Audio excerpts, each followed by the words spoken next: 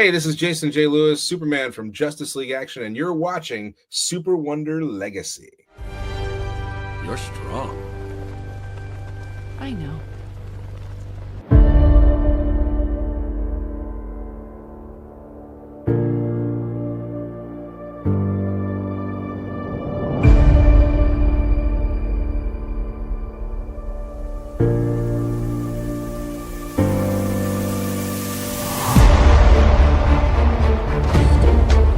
Are you a sight for sore eyes? It's nice to have someone who likes you for being you. It's okay. I've got you now. Just like in the movies. Welcome to SuperWonder Legacy. I am Jared. I am here with Britt. She will be here in a moment, but we need to get started. But today we are discussing the utter travesty. Well, actually, first we're talking about Mortal Kombat and NetherRealm, and NetherRealm's handling of Mortal Kombat because Britt and I have talked, we even did an episode like a while back about Injustice and the negative effect that it had on Superman and Wonder Woman. Hey, what's up, Parker and Cameron? So what we decided to do, we're looking at Mortal Kombat itself, because if you notice, a lot of the issues that people have with, like, say, Injustice, Wonder Woman being retconned to being the villain of Injustice and such, can be traced to the franchises of Mortal Kombat because of, like, Sindel and such. And we're going to talk about quite a few things that kind of make this that are going to upset people, but you guys know that Britt and I do enjoy pissing off people, particularly if it means bringing this stuff to task. So people know that. So the next time people call for a third Injustice game, they'll maybe think twice about it and think that maybe your franchise is one of the biggest mistakes that DC has ever made. Because let's be honest, it kind of is. Injustice is one of the mistakes that I think that DC has been trying to live down forever, but they can't, because it was popular enough and people were like, oh, we still like Injustice and such, even though it arguably has caused like the most amount of like character defining damage to Superman and Wonder Woman, and really Super Wonder in general, Britt? They don't care. And hello. Oh, yes. Hi. So, yeah. So, oh, God. So, here's the thing about, I was just saying that a lot of the issues that you and I had with, like, Injustice and stuff can be traced back to Mortal Kombat. So, it's a good thing we're covering this week. Yes, it's NetherRealms in general.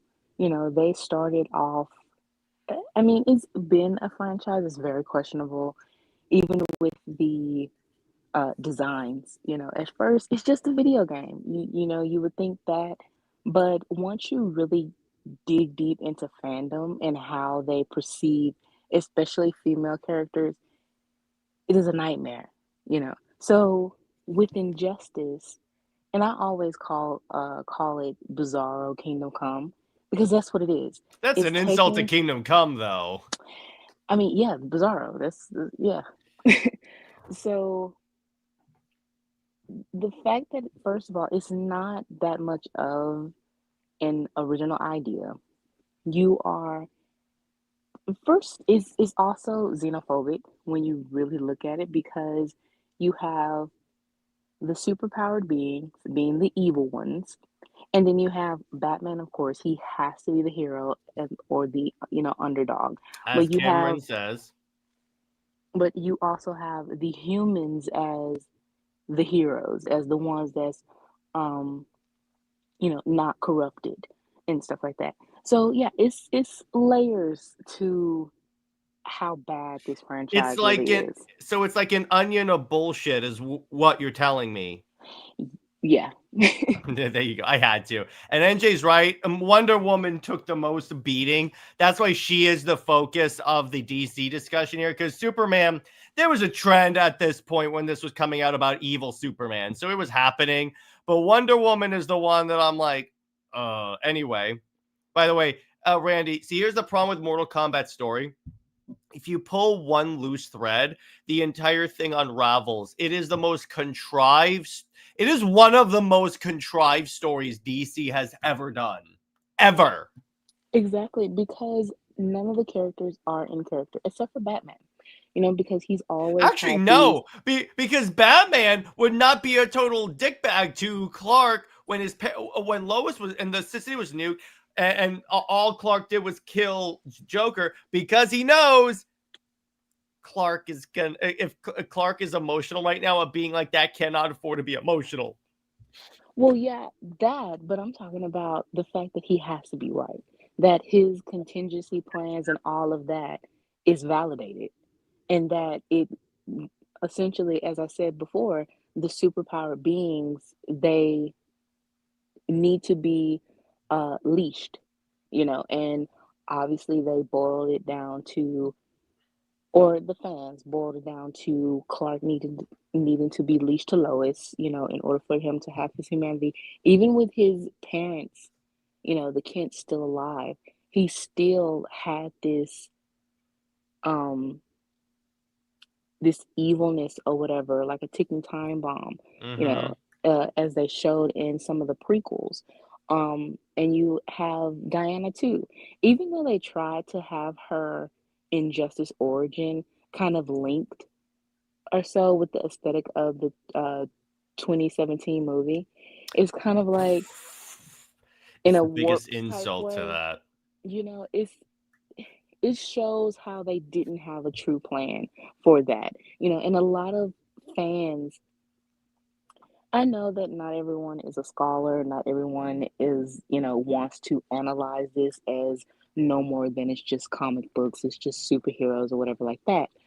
But at some point, you do have to analyze the story. And when you do, you realize, as you said, it unravels. And it really doesn't make sense, character wise, story wise, anything like that. Because, yeah, Clark would never go that far. And Diana, she would not be corrupted by Steve or Clark. So you are having to write her as basically Maxima or Cersei Well, in not only that, disguise. Britt, Bruce would not like yes, Bruce would be a little concerned because the Joker, because Clark killed someone, but it's the Joker. He's not going to. He acted like Clark legit killed Nightwing. That's because Oh, did you Bruce, know that Clark is responsible for Injustice Alfred being killed because he told the Injustice version of what's the word of Victor Zsasz? He let him into Wayne Manor and let him like stab to death Alfred. see, that's just evil. Mm-hmm. That's wow. Exactly. And I'm like, and people will say that injustice is such a great thing. But anyway, so it can all be traced to Mortal Kombat. Britt, elaborate. All right, so Mortal Kombat is just this brutal fighting game. It's about, these realms, these worlds, um, being taken over or destroyed. It's basically like, if you want to say it in DC terms, Crisis. It's basically, Um, it sounds a lot like DCKO. I wonder where Snyder and Williamson got that idea. you, I mean, we can go down the list of fighting games, but guarantee Mortal Kombat is the top one. Um, Even with the KO special that they're going to have, they have Sub-Zero. Yep, yep, So, exactly. And he had Sub-Zero was a character that you can play as in I think it was 2 because I think Scorpion was in 1. right. So and so that's pretty much what Mortal Kombat is. It was a brutal fighting game. I think it was what, PlayStation 1 or something like that. Hmm. And then it, of course, as time goes on, graphics become more, you know, um, realistic, and you see the more bloody brutalness of it. And I don't know who came up with this idea, but they, went on and did a DC game for it to have the heroes fight each other. But That's kind of what it was, because if I remember, at the first DC fandom, they did a thing because I think I think the Injustice animated movie is coming out, or they did a full panel about Injustice. And one of the things that they were saying was that it was because they wanted to do a game where the heroes fought each other, and they wanted to come up with like a story where this happens. And I'm like, this is the story you come up with? really stupid. Um, the thing is, you could have kept it as how the first one was an alternate universe, and yeah, weird, bad versions of said heroes. Okay, you can have that. But once you go into Injustice 2, and it's like just that universe of them being evil, and then on top of that, having um the companion, you know, comics written by At first, Taylor.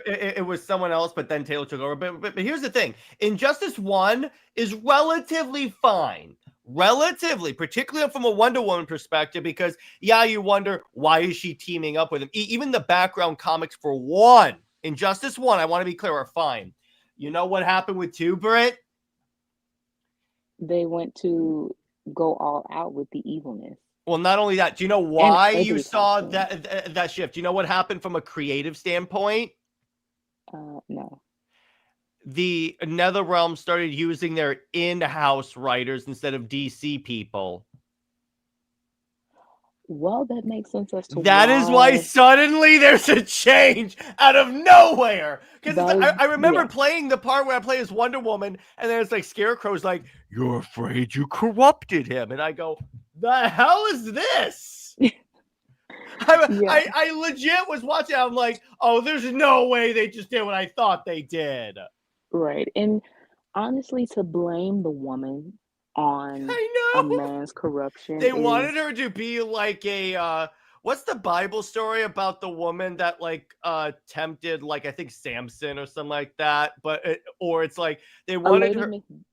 Lady Macbeth, Yeah. not from the Bible, but yeah. Well, yeah, but it's basically that concept. They wanted that, but I'm like, Wonder Woman, if you had, again, you could have used Maxima for this and that would have worked perfectly. And that honestly boils down to, or is the culprit, or um the catalyst of why people think that Super Wonder is eugenics or whatever. And it And it's kind leads of like, okay, to like evil, because they've said if Superman's not with Lois, he turns into Injustice Superman. And I go, whew. right. So even if they did want this game, they could have had a updated version of Mortal Kombat versus DC Universe. And That I would have don't been even think, great with more characters and everything. Yeah.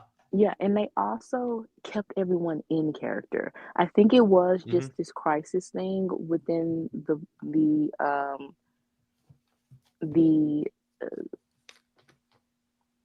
the game, but And by the way, Adrian says it was Delilah. Thank you, Adrian. That's who I was thinking of. Thank you. Thank you.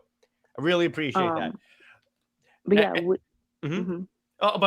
My one problem with Mortal Kombat versus DC, there wasn't enough DC characters. They barely gave you anyone.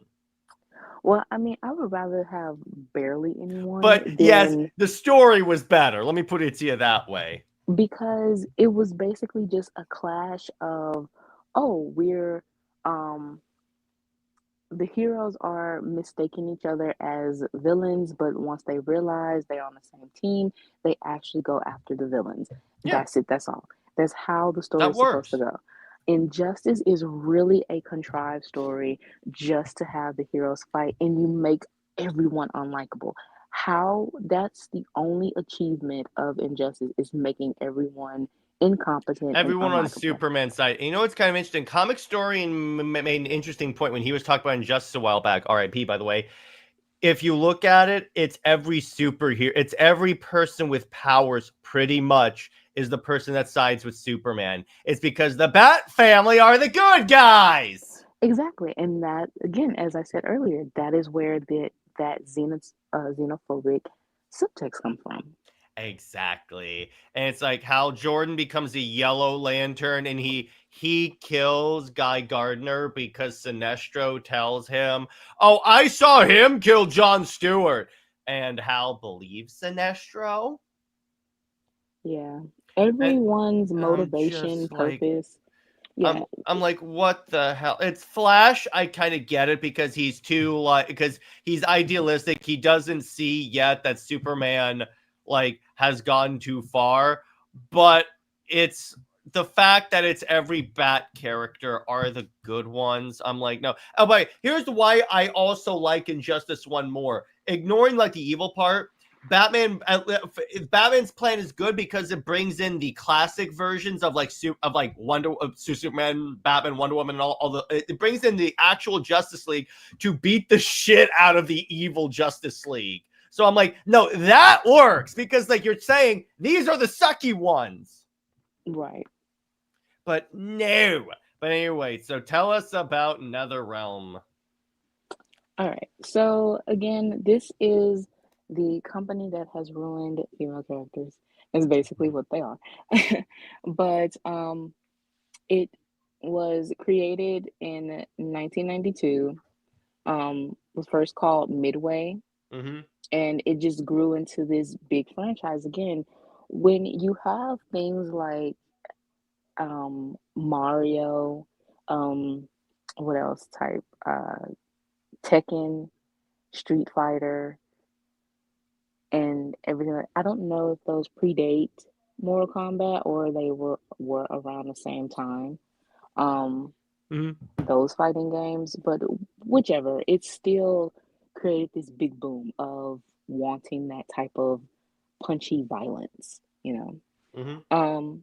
So Midway, they went bankrupt in 2009. So WB basically bought them out.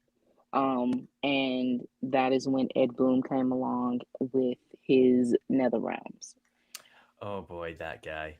Oh boy, trust me, he's gonna be the problem with a lot of what goes on because he's the reason why Batman is the hero of Injustice because he is a hardcore Batman fan. Exactly. Even though, here's the thing, I'm gonna blow your guys' mind. You ready? You know who's the real villain of Injustice, Britt? Batman. You know why? Because he didn't help his friend. Yes, exactly. Because when you trace it all back, thank you, Tom Taylor, for writing these comics. Now, please unblock me.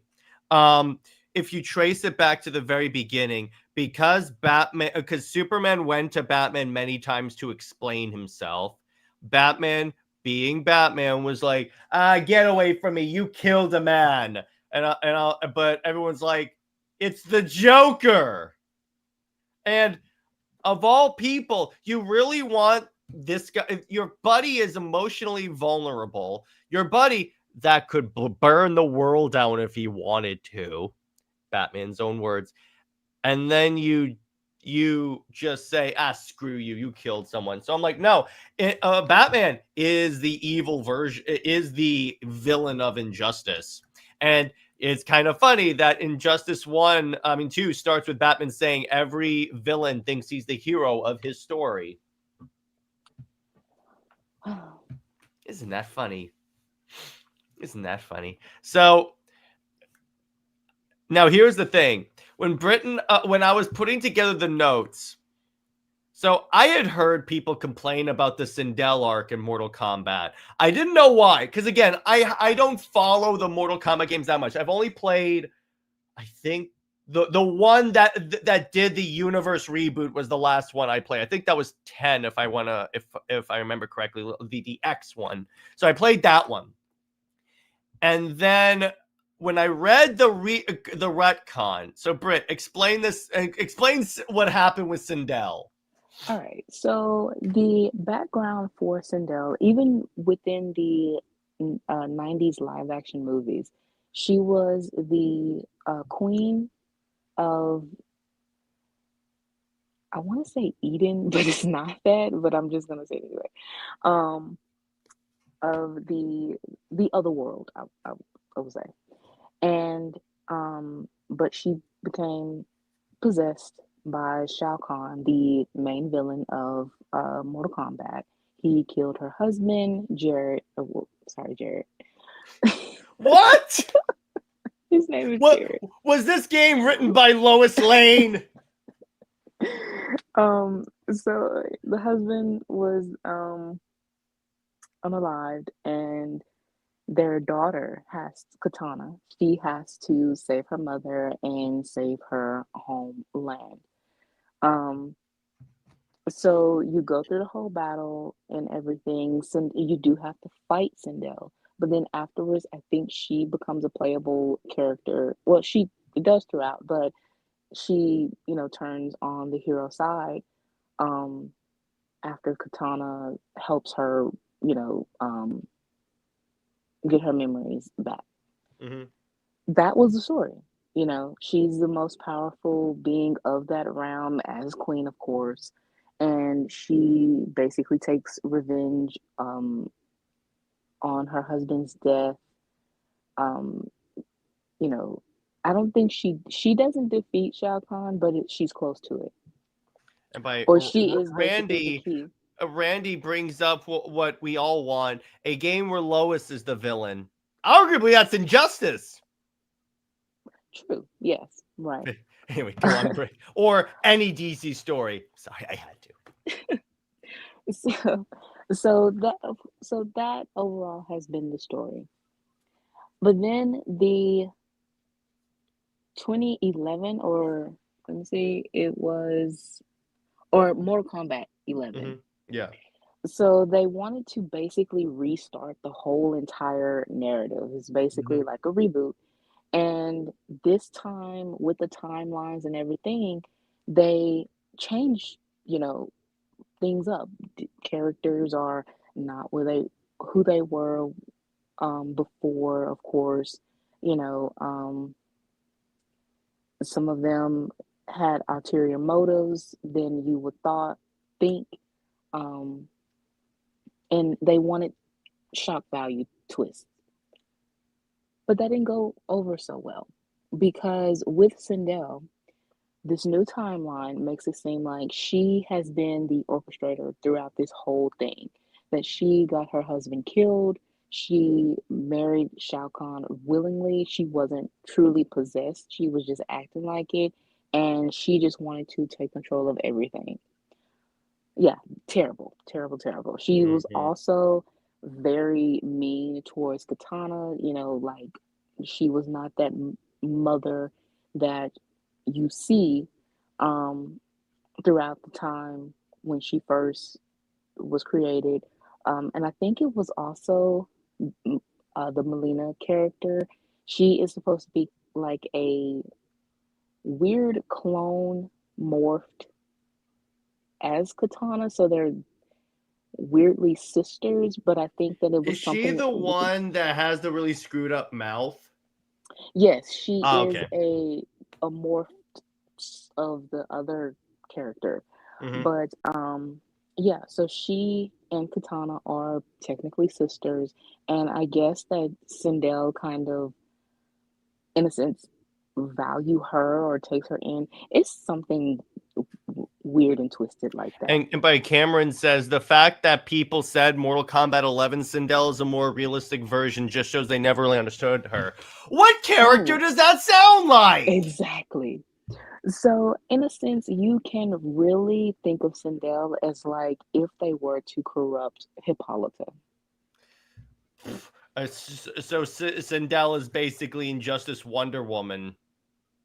Just Well, yeah, saying. she is. She is. Just saying. So then we get to the Injustice series. Now, again, reason why this exists is that they just want, this is how surface level it is. They just wanted a game where the DC heroes fight, or DC characters fight. Now I'm like, okay, you could do this. In fact, DC KO is basically the blueprint that they should do for a DC fight game. But so that way you don't have to make anyone evil. The problem with this is that you straight up make characters evil or act extremely out of character. I get it's an Elseworld story, so before you guys jump down my throat, all you Injustice fanboys that apparently have never don't know who Wonder Woman's supposed to be, it's like, so with Injustice 1 is okay, like in terms of a story. That one's fine because they had more DC creatives involved. Then you get, oh my god, again, Injustice 2, where, so the premise of Injustice is Lois Lane is killed by the Joker and Metropolis is nuked. So Superman, seeing all of the different like times that Batman let the Joker go, is like, okay, you know what? I'm going to take over the world because essentially I have to make sure that this never happens again. So Superman becomes a dictator along with the Justice League, and Batman and the Bat family form the Insurgency, the underground resistance group. So and the premise of Injustice 1 is their Batman pulls like Wonder Woman, Green Lantern, Aquaman, Green Arrow, and other characters in because the way they explain it is Batman had created a kryptonite laser with the other members of the Justice League in case Superman ever went evil. So he needs their DNA in order to access the weapon. Obviously, these characters either being dead in Green Arrow's case or everyone else is like evil. They're not going to willingly do that. So he needs to bring over those people. And then it's like this Batman learns to trust the Justice League again. Okay, that's a cool story. In fact, there's this great moment when Superman, when they bring Superman over, and Clark is like going, look, we have to save the civilians first. Then we'll go after Superman stuff. So Batman, and then I love this. The Injustice Batman walks over to Superman and goes, I realize it's not entirely accurate, but it's nice to have you back, Clark. And that's why Injustice 1 is the better game, even though Wonder Woman does not look attractive in that game. Injustice 2, though, so they could have redeemed this because Brainiac invades in Injustice 2. And what was great is that with Injustice, they gave you the opportunity. In fact, they bait and switched it, that they were going to make everyone turn good again. Like maybe they say, hey, we lost our way. We needed a threat to show that the world still needs us to be together, united. That could have worked. And then, okay. And then literally the last part, you defeat Brainiac, and then it devolves back into the we should kill him or let him live because we don't know how to use, except Batman actually has a good reason for wanting Brainiac to live. He goes, okay, he miniaturized a bunch of cities from Earth. We don't know how that technology works. So maybe we should keep him alive so we can figure it out. And Superman's like, no, I can learn how to use that technology. And I'm like, oh my God, really? That was the part where Injustice 2 lost me, Britt, because it was right there. Because I'm like, oh my gosh, if they have Superman turn good again, they even have like this scene where the Justice League finally reforms and meets to fight Brainiac. It turns out Batman had kept the Justice League like round table, and Superman is looking at it, and I go, is he actually considering going back to being good? And they're teaming up again and everything. And then,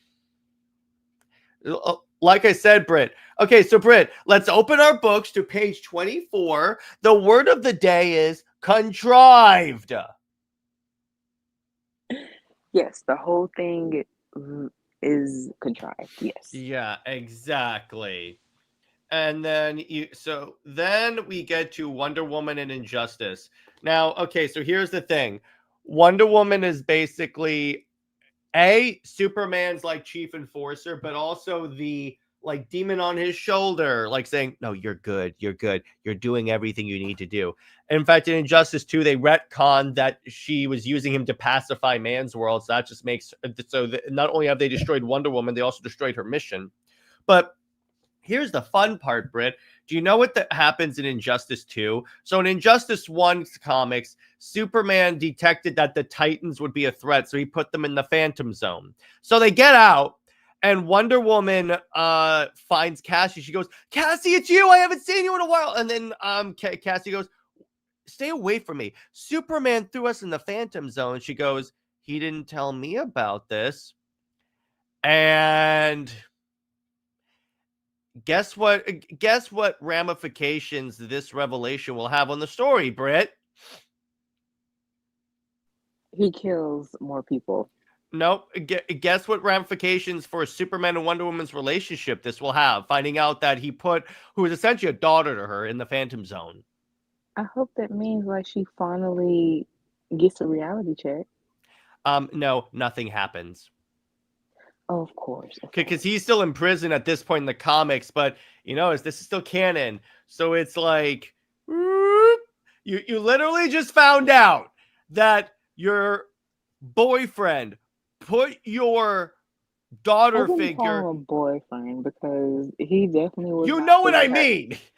The point is, you find out that Superman, the man you trust most, has put your daughter figure in a literal mind prison. And you're fine. Very much pick me behavior that Diana should not have. But again, I do blame DC because they just can't have Diana, as the moral compass. She can't be the one that's more competent than even Batman. Exactly. If anything, if I were to write this, I would have Wonder Woman's not evil, but obviously in my version of Injustice, really? So Batman calls Wonder Woman into the Batcave. She shows up. Batman confesses about the contingency plans and basically says, okay, here's mine for Clark. She opens the box and it's nothing. She goes, I don't understand. I'm doing the new 52 thing, but for Wonder Woman. And then Bruce goes, we both know Clark has feelings for you. You are the only one that can get through to him. Talk him down. We're not. He can still come back for this. He just killed the Joker. That's it. He can come back from this, but he needs someone. And I need more time to deal with this. But you are the one that can get through to him. You've always been that person. It can't be that simple. Can't be that simple because, again, when you look at Injustice, if these characters acted a modicum of the way they should, the entire story falls apart after the Joker dies. Yes. Oh, and by the way, Randy says, Britt, remember, to DC, Lois is the bestest female character ever. Yes, exactly. This is the story that started my Lois hatred. Anyway, so Britt, I'm sure the fan base had a very positive reaction to this version of Wonder Woman. Sure they did. They loved her. I mean, just total fan, wanted to dress like her as, cosplay, everything. I will say, though, the Injustice Wonder Woman design in the bottom circle actually is pretty cool. No, it's all ugly. You can't give it anything, can you? No. All right. I'll accept that. Oh, trust me, on the next slide, we have a very ugly design. But yeah, it's because, again, it literally strips away. It's like, again, this, if they wanted to salvage this, just make it where Diana was captured before Injustice, around the events of Injustice 2. Because she's being held on the island. Just have it where Cersei switched places. I mean, you have to have something to make this make sense because... Well, hang on. It would have to be earlier than that because remember, Wonder Woman's the one that killed Batwoman. But also, I mean, well, she's old as dirt here too. So That's she was true. on the JSA. Yeah. Oh, yeah. That's the other part that doesn't make sense. All right, guys. Here's the Injustice Wonder Woman origin story. This is the case of DC trying to dig their way out of a hole, but they dug deeper. So here's what they did. All right. So the origin it's basically the movie origin, but they hint that Diana doesn't understand her own strength. She hurts an Amazon. Okay, that was my first red flag. So Steve crash lands. Diana has to go. She sneaks off the island with Steve, and then fights in World War II, much like in the Wonder Woman 1 movie. They even recreate the No Man's Land scene. So then what happens is, there's this prison. So Diana sees all of this like harshness from the war. There's even like a kid that dies in her arms for emotional like resonance. So there's this big like attack coming, and they need to find out what it is, but the prisoners aren't talking, so they need to go get the lasso of truth, because Diana, when she left the island, Britt didn't bring the lasso of truth with her. So they go back to the island. Somehow they find their way back to the island. Somehow Palpatine returned. When you see the other Star Wars movies, you will understand that reference, Britt. So Steve turns out to be a Nazi spy the entire time. And he ends up killing an Amazon, so Diana chokes him with the lasso and kills him. So, okay. Then it's like, it basically implies that this is why Wonder Woman is such a brutal person. Then but then when you realize that she served on the Justice Society and the Justice League, which is the best people she's ever worked with, the people that are the most moral people in the world, that falls apart real fast. It does. And also, I mean, if she did, felt hurt by Steve, why would she go after another man or whatever that's evil? Shouldn't she have that is some type of trauma? practicing policies very similar to the Nazi Party? I'm just saying. Yeah, I'm like, she would have trauma. She would not want to be anywhere near him. She would, something like that. But no, they have her like in love with him. You can have it both ways, that she has like this psychotic breakdown or something, and maybe that's why she is, wanting Clark. But at the same time, it really just doesn't make sense to the origin of how hurt she was. Exactly. So then you have all right, and Hunter. No, that's not the that was the Batman Beyond's Justice Lords. It wasn't Injustice. So all right, and then Dave says Wonder Woman. Wonder Woman's like the JSA. Those a-holes made me their secretary for F's sake. Yeah, exactly.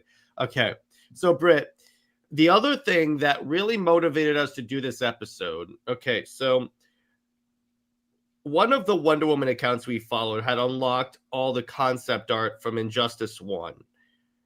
And he posted the Wonder Woman one. Oh my God. Britt. All right, everyone. This is actual concept art. It was a first draft, but why was this? This is like a first draft drawn on human feces. That's what this is. All right, you ready? This is the most Mortal Kombat Wonder Woman design I've ever seen. Are you ready, Britt? Ready. What the hell is this? This is Hooker Wonder Woman, ladies and gentlemen. Oh, so you using the PG-13. You can use that word. Yeah. Yeah. Britt, what the hell is this? Nothing about this is Wonder Woman. She got like, I don't even know if that's supposed to be like they wanted her to have a thong, and then she got like she has fishnets. The fishnets and whatever ugly boots those are. I don't know what that is. Nothing about this says Wonder Woman. I'm like, what? And honestly, with this concept, you can definitely just this says it all of how they see the character and what they wanted from the character that they created. Because yeah, that's not Wonder Woman. They wanted something totally different. So, you, you know, these Dave, oh my God, Dave, working the corner of paradise. God damn it, Dave, that's good. But I'm like, what? Barry Britt, that's in the game. You can unlock that concept. Imagine you work hard with Wonder Woman to unlock concept art, and then you're like, I she just threw up. definitely looks like she's been on a corner, but her eyes and everything, her face looks like she, Does heavy drugs. yes, very doped up. I mean, she, yeah. Almost like she's drawn by Nicholas Scott. Well, she's missing the Natalie Nunn chin. So Oh yeah, well yeah, that's true. But Tavia's like, why would she wear this? Because they say yes, but by Karen says, no, Uncle, I want to see his butt. It's a joke she wears for Clark. Yes, I went there. That would be so hilarious. But that's I about the mean, only that's thing it's still useful ugly. for. What? I, no. I mean, even the dress that she had on trying to seduce him is better than this. I would rather have And her by the way, fighting that just than play. Here's below the thigh. That's it. Oh my God, it's like one of the it is that, and I'm like, there are so many reasons. It's like this combined with the characterization. But Britt, I'm gonna tweet this afterwards, but I'm gonna tweet this after. Okay. If you ever want to know why I don't want Injustice to ever come back and why I'd rather this franchise die a slow, painful death, is this image right here. I don't It's even know why they're doing it in Justice 3. Like, let it because die. they want a third game, or some people want a third Injustice game, and I go, no, it is the I mean, biggest. It's a crime against DC. the thing is, DC Our wants man's to. her dealer. Wow. The thing is, they've bolstered about, the Superman movie, um, helping Superman's image. And they wanted to get away from the um, evil Superman trope. So why would you go backwards and have Injustice 3? You already had the animated movie, and that bombed, critically and financially. It really just showed even more so how contrived the story is. So why continue on ruining the characters' images when you're trying to build them back up? Yeah, exactly. So, Britt, explain to the audience why these two characters are so similar. Okay, so yeah, it's basically using the main female character as the scapegoat to sympathize with the evil man. Again, you to change their history of who they're supposed to be, whether it's Sindel as the queen, she is, you know, their land was, I mean, she created their land, I believe, Mm-hmm. or kept it, as beautiful as it was, and even their homeland is kind of similar to Themyscira. So if she was deep down corrupted and evil, it wouldn't have been as it was.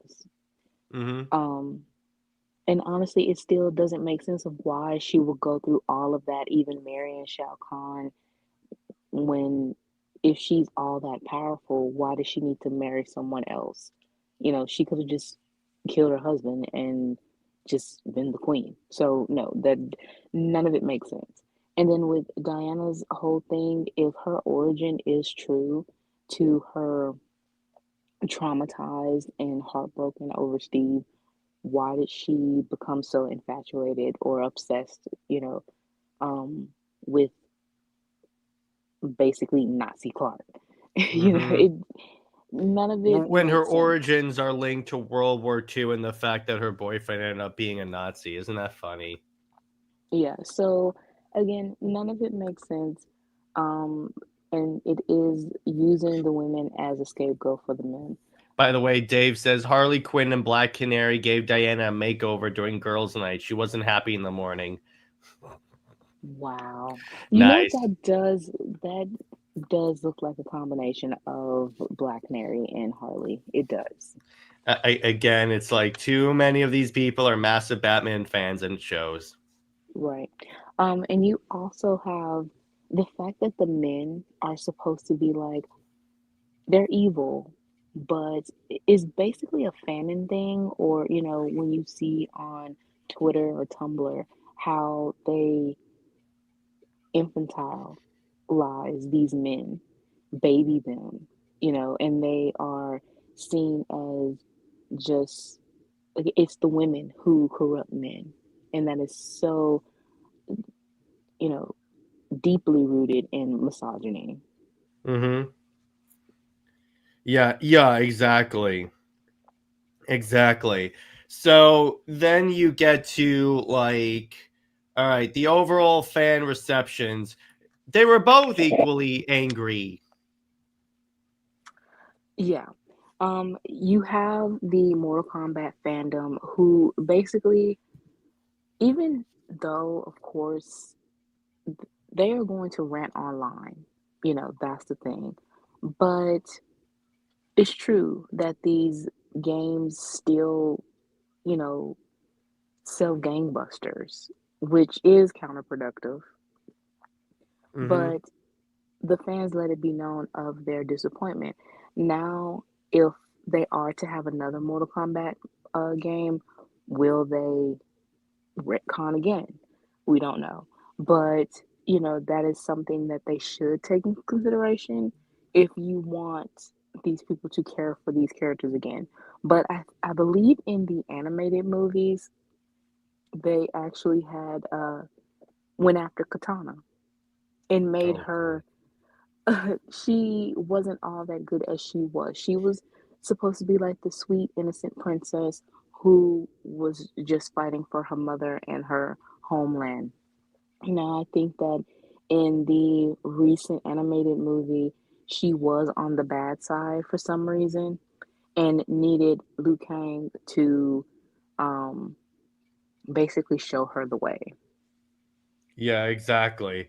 And it's like, so then what you get, and the other thing, Britt, so in the Injustice animated movie got a lot of heat for deviating from the source material.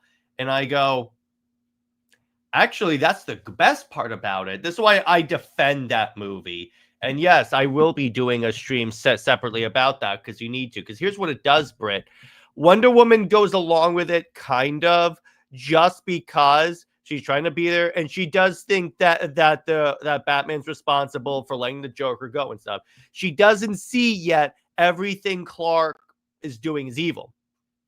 And then when it happens where so Clark shows up in this warehouse where these people are holding a rally, and it's like a Joker gang, if you will, and it's like Superman goes, "You're still worshiping him," and they call him a fascist and stuff and throw shit at him, and then he like blasts them with heat vision and kills all these teenagers, and then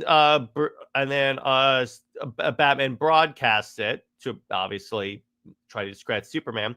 Wonder Woman, you can see it starts to affect Wonder Woman, and she's like, maybe I picked the wrong side. Then at the end, after they, so Superman teams up with Ra's al Ghul, and Ra's creates what is essentially the Amazo android. And the android goes crazy and starts like attacking people just for like the smallest of crimes. And it's interesting how that's how it's basically like Clark. And what happens is then the League has to reform. In other words, Batman and Superman have to team up and fight the android. And then what happens is at the end, Superman obviously goes full regime and goes, "Yeah, you're all going into prisons now." And then Wonder Woman's like, but they helped us against the android. They could have just let us get killed, but they still helped us. And Superman goes, are you turning against me, Diana? And she goes, okay, don't use that tone with me. I had thought that maybe the killing of those teenagers was just a momentary insanity because you're emotional because of what happened to Lois. But I see now that you are like that you have fallen much too far. And then she turns against Superman, and then you get the fight between good Superman and bad Superman. But then so in terms of Wonder Woman, it does good. In terms of Superman, the way they talk him down is that Batman creates a portal to another dimension and pulls another Lois, not to stay here and like stay with Superman. That's not what it is, but it's like because she's the one that can talk him down and see Superman's like and see like that Superman's turned bad. And I go, okay, Lois worship aside, the Wonder Woman actually acted like a good compromise. Mm-mm. Because Diana still, if she, you know, it had to be the lowest worship though. And that moment should have been with Diana, you know, after everything that she's done and she witnessed, at least use the lasso in the right way of it too, and have her basically show the truth, show her truth and his.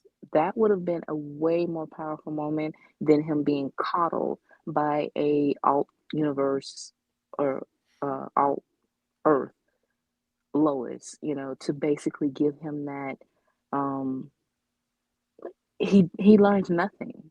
That, you know, life happens not as drastic, or it has drastically happened that way of, you know, your significant other being um killed. Yeah, with the kid, that it happens. But for him to have that satisfaction of seeing another Lois, no, no, no.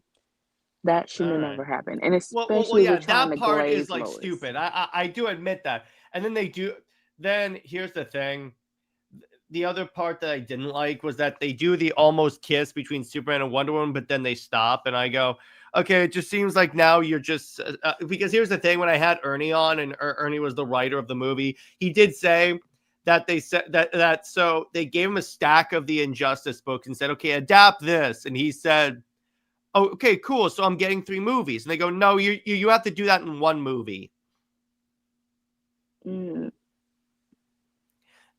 So I blame WB more on that. I mean, I wouldn't want 3 Injustice movies anyway. No, but at the very least, it wouldn't have seemed so crammed. But I know what you mean. I know what you mean. And then Yeah. yeah, they were literally worshiping a terrorist. Those Joker kids. Yeah, I know.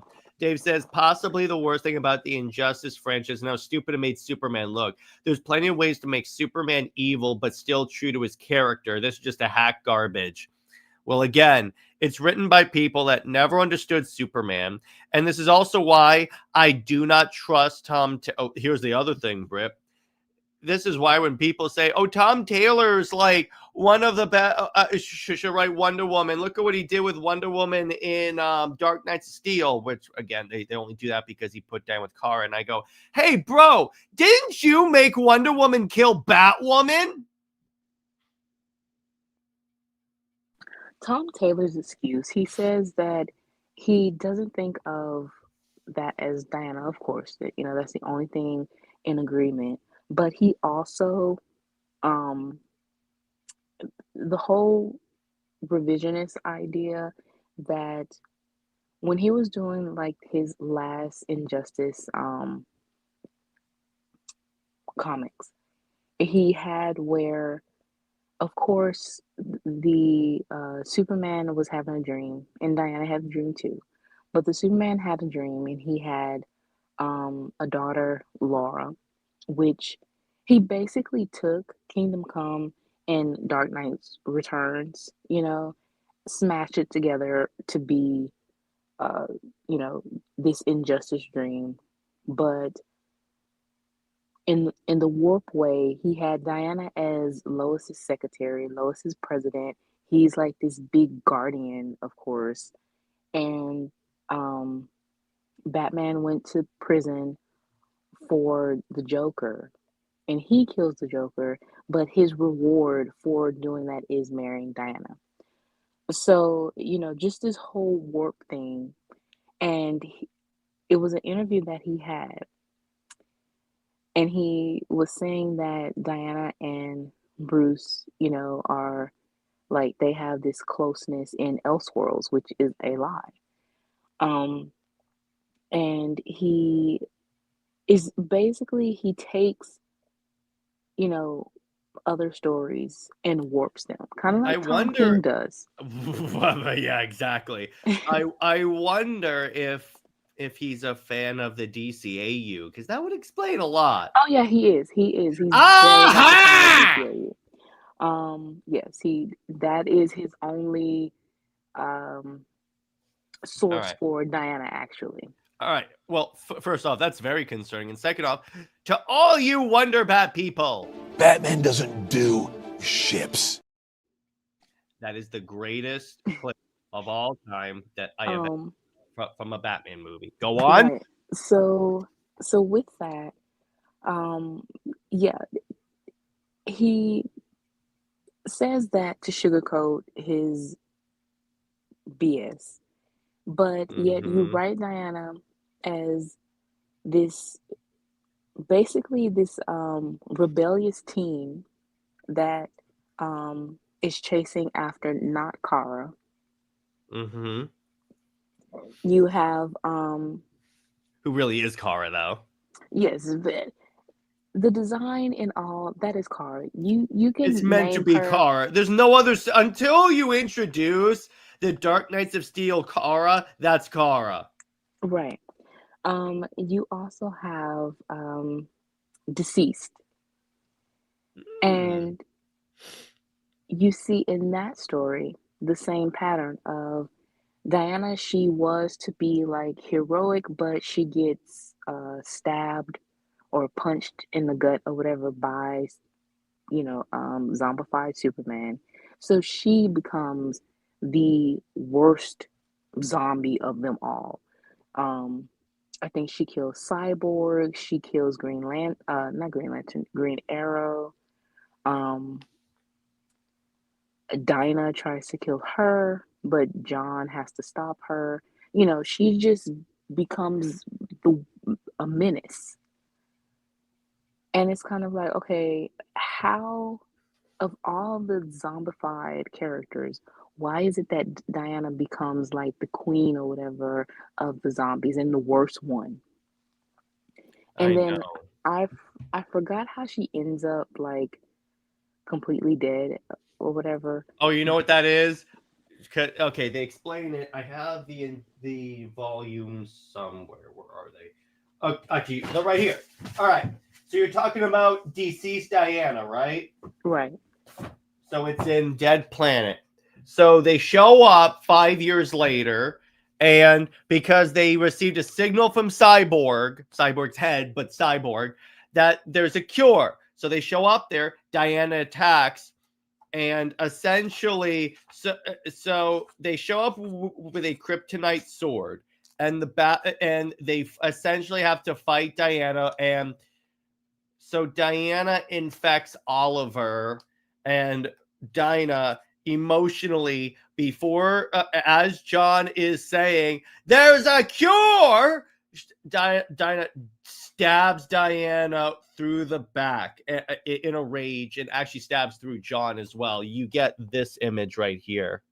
And then that's how Diana ends up dead and deceased. Yeah, I hated that. Me too.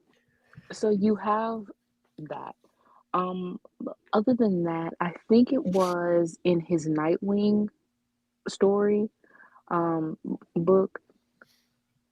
It was fake Diana, I believe, but Donna, Corey, and Sorry, Titans. Barbara, the Titans, yeah, they go to I guess the mascara with this little girl. Diana is supposed to train her, but she ends up kicking her like across the field. And it's like, of course this is gonna be a bait scene where people will use it and say how Diana is kicking kids now. So it's like he does not know how to write Diana as she actually is. And you Might be have a good idea for a thread, Britt. right, yeah, you have multiple um occasions that he can write her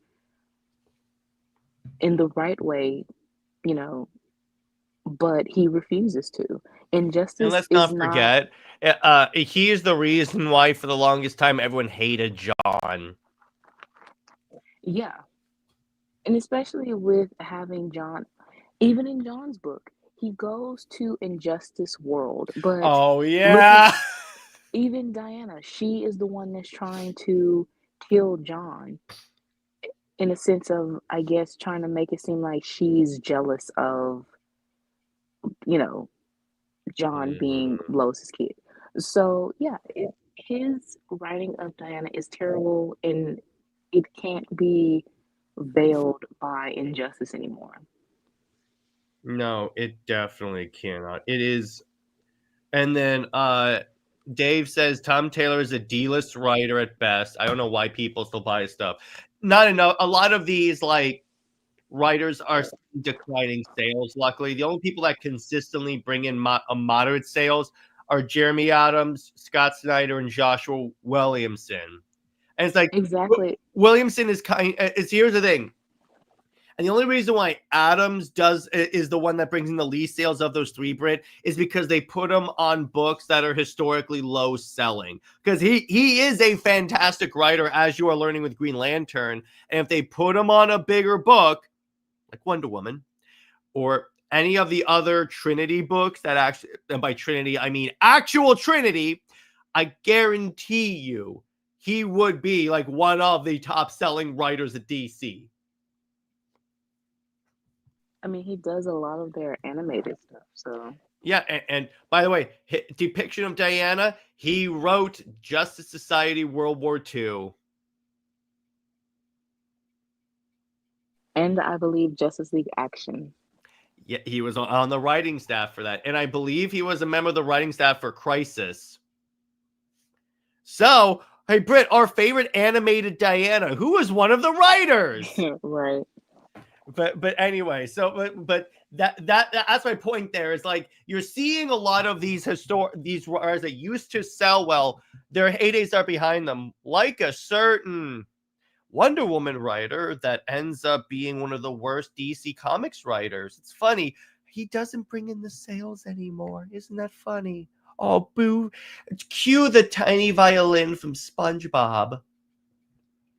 The thing is, like Tom Taylor, he did Suicide Squad, um, John's book, Mm-hmm. his weird like kids roundtable book that's going on, but I think was like a mini series or whatever. And it's not even connected to DC. Yeah, I have no idea what that is. What else? And yeah, Rucker. His Cheetah book is terrible.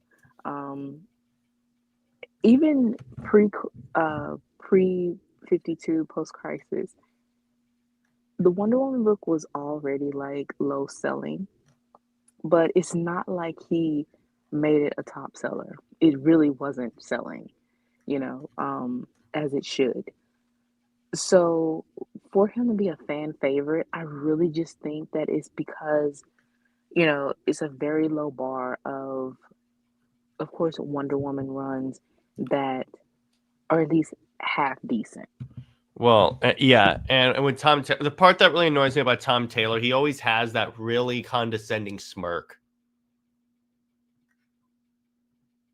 Yeah, because I guess he thinks that he is, this best top Well, writer. because remember, he brought DC lots of attention from CNN. Because remember, he is also the one that changed the Truth Justice American way to Truth Justice in a Better Tomorrow. I mean, but okay, so good or bad publicity, it helps. It brings in, uh sales. But guess what it But it didn't do only for Son of Kal-El? Didn't last. no, it only lasted for that one issue. And I then know. yeah, issue 5 went up to the top 10, and then issue 6 like plummeted like a brick. So it was just that one time thing. Um but honestly, he really pissed off a lot of the um you know non-readers, I would say, that don't know what's going on. And the way that they promoted this was saying Superman, instead of Yeah, exactly. Everyone's it. like, wait, Clark is gay now? Right. They didn't actually, specify who that was. It was the same thing actually when Tim Drake, when they said that Oh, he's God. bisexual, they thought Robin. No one actually knows that it has been like 5 different Robins. They They think probably thought Damien, no, they thought Grayson. but he's not Robin anymore. But no one that is a non-reader, they don't know that though. Oh They yeah, don't know because they're only going off of the Adam West show when he was the Robin in that. Adam West, George Clooney, George Clooney, that's correct. and Oh, interesting. yeah, and even Batman, the animated series, that was Grayson, and then I think And then after, Tim. yeah. So I mean, everyone just knows Grayson as the one and only Robin. Even Exactly. so, yeah. So even on Teen Titans Go, it is Dick Grayson. You know, Exactly. So, yeah, exactly. And so that's probably why they think that way. But and Dave brings up a good point that he can't think of a good comics writer named Tom. Yeah, I should change my name to Tom in order to fix that. I'm only kidding. I'm not going to do that because I have too much self-respect. Anyway, but wait, Tom DeFalco is good. Okay, yeah, there you go. The other Tom, shame him. We're going to see the war of Toms now. All right. But yeah, so and then NJ says, "Man, now I dislike the name Tom for real." It's kind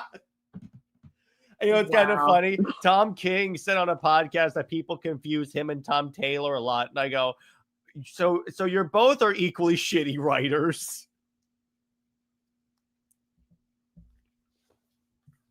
Wow.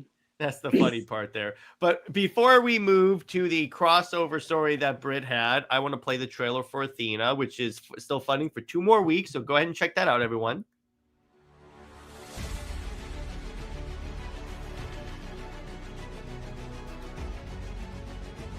My home has been invaded, my people slaughtered, and I could not do anything to stop it. Not again. I will not lose another home, another family. I am Princess Lyra of the planet Sintragar, Athena, the goddess of thunder, and this is my story.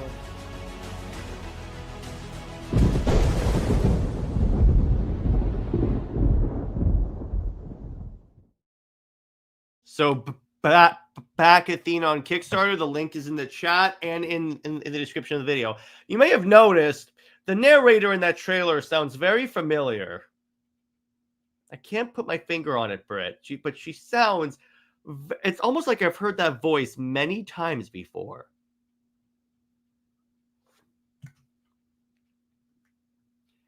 But anyway, so, okay, wait, and, all right, so, I don't know if there's anything more to say about Injustice or NetherRealm students in general. Yeah, exactly.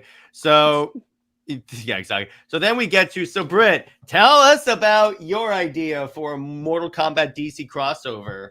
Okay, so we are going to basically wipe the slate clean. We need a palate cleanser. Mm-hmm. So with this story, this is centered around, of course, we have to center it around Wonder Woman. Superman, he's all right, but it's too male dominant. So with the story, we're going back to it being about the mothers, which is, Sindel and Hippolyta. So You have Shao Kahn. He's launching an invasion on, I think it's, I want to say Eden or Adenia, something like that. But okay. So he again tries to possess Sindel. She has the great power, of course. Um, and then you have Cersei. She invades the Mascara and she captures Hippolyta, planning to use the Amazon um technology. So with this, the Mascara, they do have advanced technology, kind of similar to Earth One, Okay. and a little bit with the uh, Kryptonian tech too. You Mm-hmm. know, so it's something within that, and she wants to reshape reality as hers. Then you have Shao Kahn and Cersei basically teaming up, and they become temporary allies, but they also exploit each other. Cersei, she sees Khan as like discount Ares in a sense. Um, so she does plan to betray him at some point once she gets her way. Then you have Darkseid or Anti Monitor. They It's kind of where the idea of the crisis come from. And of course, in all of our crossover stories, we have to have a time warp, time ripple, something like that to make the crossover come The to be. portal opens. Yeah, exactly. So that's what that is. But so it's either powerful, a very powered up dark side, or you have anti-monitor. And who I was thinking of, the design for that is the Tomorrowverse design, but a little bit better. Wait, you mean actually not generic? Yeah, that's I don't know, it looks like just a dude in a black suit or something. I have no idea. You know what it looks like? You ever see? So there was this Keanu Reeves movie that came out a while back called The Day the Earth Stood Still. It's an alien invasion movie. It looks like just the generic ass automaton that was in that movie. That's what it looked. It's like sleek, like no features, just laser eyes Exactly. thing. And I'm like, that's literally what that is. Yes. So will spruce it up a little bit, but yeah. So, so both universes begin to collapse, into each other, and basically, taking bits from the Mortal Kombat versus DC Universe 2008 game, and um, the story mainly focuses on Superman, Wonder Woman, Liu Kang, and Katana as the central characters. Yeah, exactly. Okay. So then we get to the main story structure. So you have the dual invasion. Again, Shao Kahn uh, invades. I'm gonna say Eden, so I can say it Yeah, better. that's fine. That's fine. Um, Sindel, instead of the MK11 retcon, she returns to her classic characterization.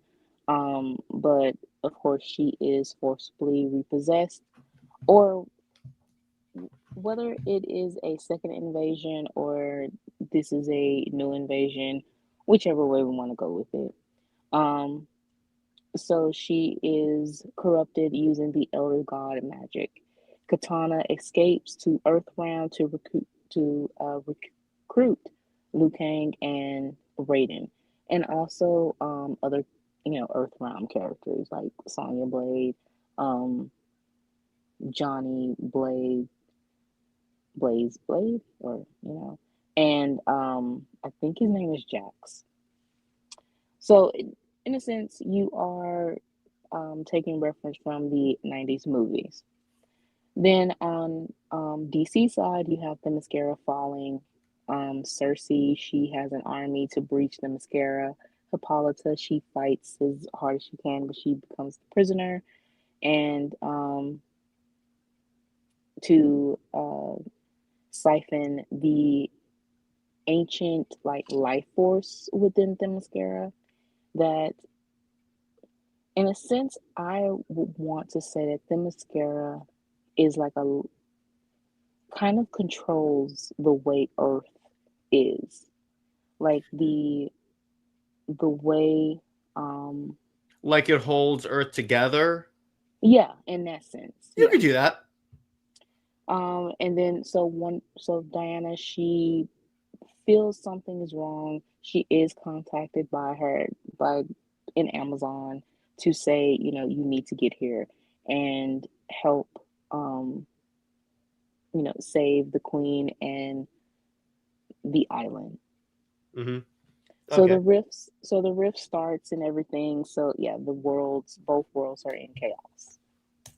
Then. So here is heroes versus heroes, which of course now we have the heroes fighting against each other in a way that makes sense, Mm-hmm. because of course they are, once they meet, it's kind of like, who are you type thing. And you also have some people, um like Darkseid or Cersei's Japan, kind of manipulating the situation. So when you see them, and this is also taking jabs and playing on the injustice and MK11, warping them. So you actually do have that reference of being warped, but you know that these characters are good guys though. So you have Superman and Liu Kang. They believe, you know, one or the other caused the invasions. You have Wonder Woman versus Katana. They're basically trying to um, find their mothers. That is their sole motivations. Then Batman versus Raiden. I wanted Batman versus Jax or something, or maybe Johnny or Mm-hmm. something, but Raiden just, you know, blast Batman with a lightning bolt. Um, Almost like Zeus did in the Tom King thing. yes. Then you have Flash versus Kung Lao. You have Green Lantern versus Fusion. Aquaman versus Rain, which I played MK9 with my little brother, and Rain is like the best character, I honestly. see. Um, so the here it's actually a plot necessary fight, because they are trying to understand each other, but it's fight first, talk later. But once they realize, wait a minute, we are on the same side, they shake hands afterwards. So it's no brutal um finish move or anything like that. If this is to be a game, no. So, and also during this time, Diana also uses the lasso. This is when the lasso is used appropriately to also have everyone trust each other. And she also senses Sindel close. Okay, cool. So then we get to the next one. Act 3, The Queen's War. All right, you are the best at entitling these. I just want to say that right Thank there. you. Thank you. So with this, you have Diana and Katana. They have formed an alliance. They are again motivated by finding their mothers.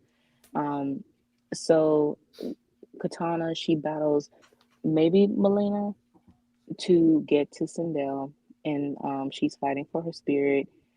She and Diana, she challenges Cersei to and navigates through traps infused by basically dark side energy to find Hippolyta. So it's they separate and then come together when finding their mothers. Mm-hmm. Yeah, exactly.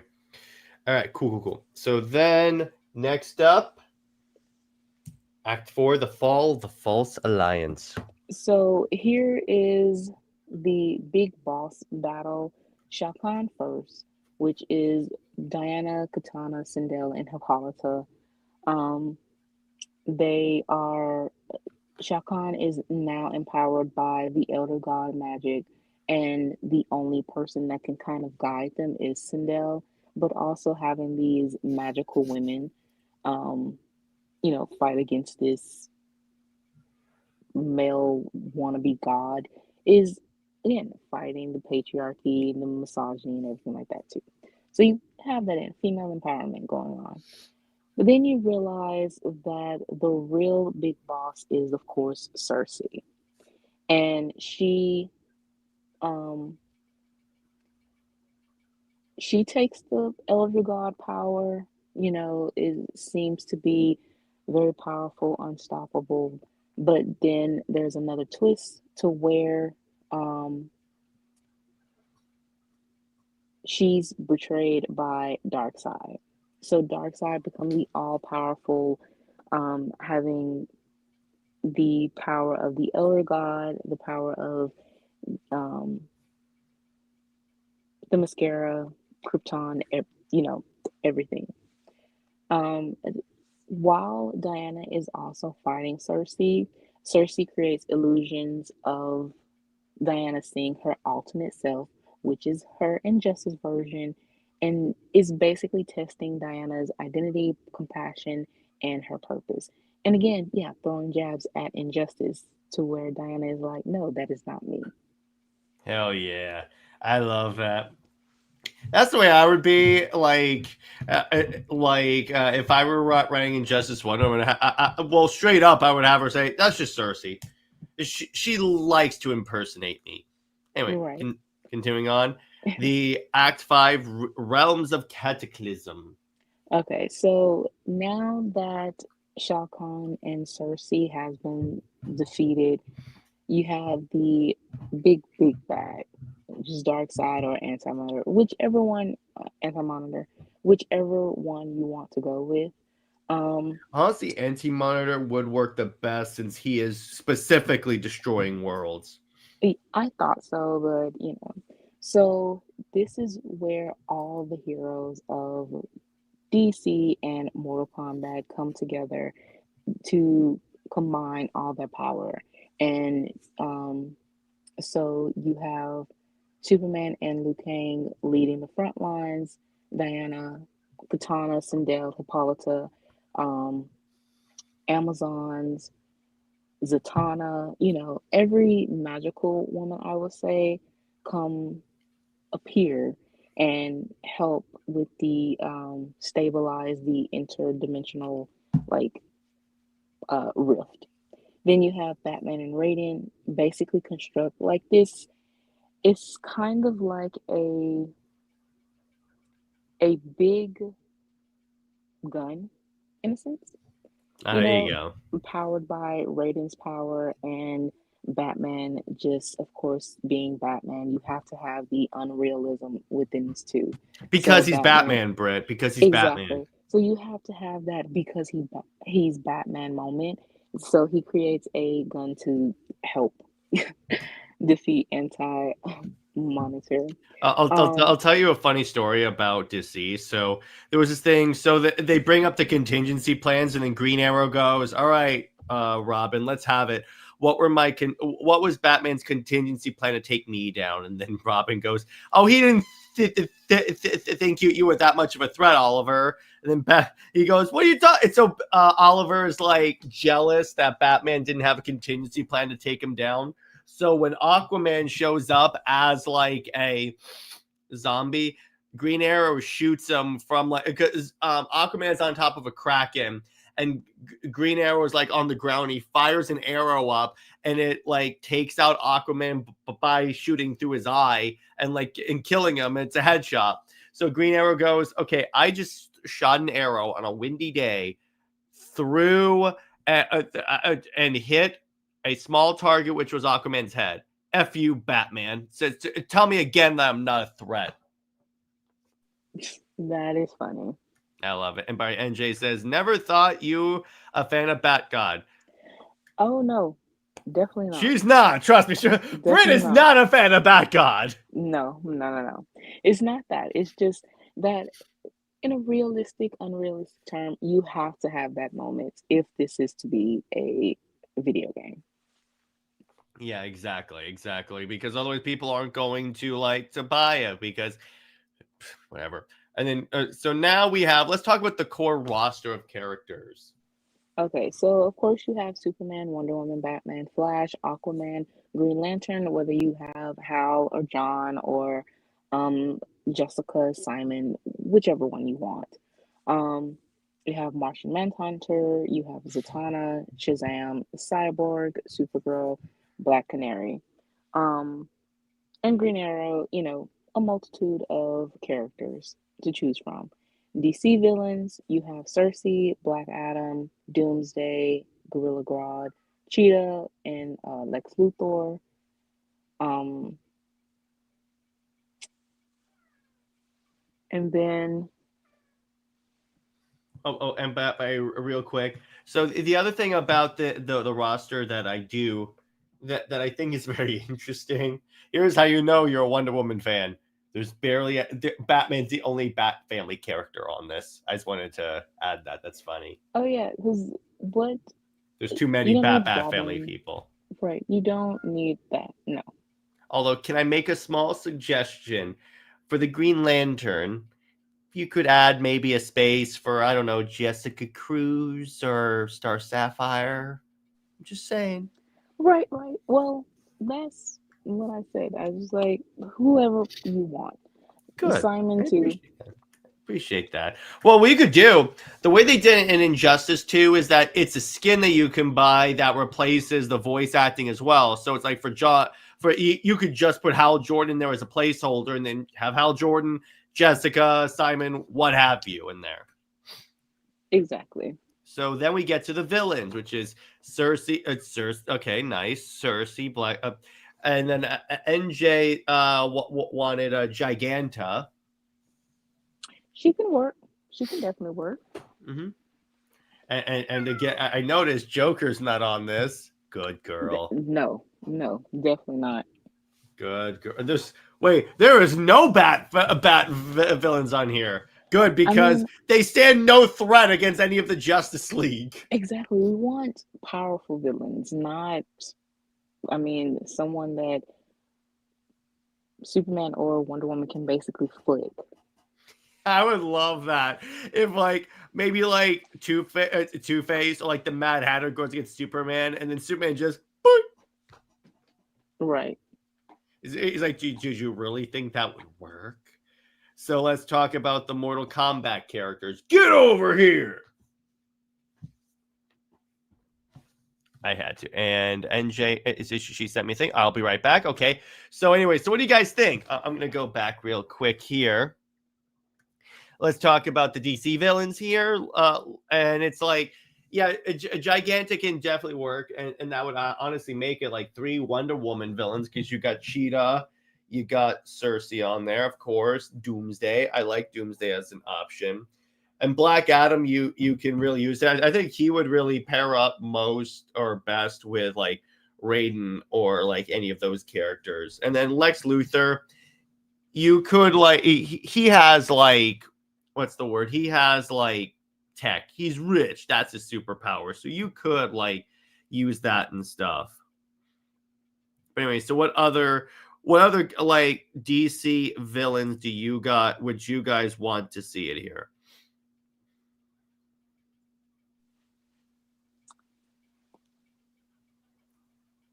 Are you back? Very much obscure, probably obscure Wonder Woman villains. You could actually. And by Adrian says, I wondered how anyone thought Mortal Kombat characters had any chance against DC Comics characters. It's called contrivance. Well, here's the other thing though. The Mortal Kombat characters are very powerful. Right. You Scorpion, Brain, Armac, Raiden, Sub-Zero, Raiden. They're all pretty much gods. Even Liu Kang is powerful. Yes, they are very much gods in their realm. So yeah, they definitely If you're can. talking about like the Justice League going up against like Sonya Blade, then yeah, I'm with you on that, Adrian. But all the other characters, no, they stand a significant chance. Yeah, all the ninja type characters are very powerful. Oh yeah. Well, remember Liu Kang was the one in Mortal Kombat 10 that got the Fire God. There you go, Fire God form and reboot the universe. Right. So yeah, I would say that they will probably have a difficult it, it would be very close, or maybe a equal, but as you said, like Sonya Blade, Jax, um, Johnny, no, they couldn't Yeah. really fight. Exactly. I'm like, oh no. They'd probably be like, I'm gonna hide behind the fire guy. Imagine Johnny Cage trying to hit on Wonder Woman, and then she just flicks him. Or Black Canary goes, "Come here, I want to tell you a little secret." Bah!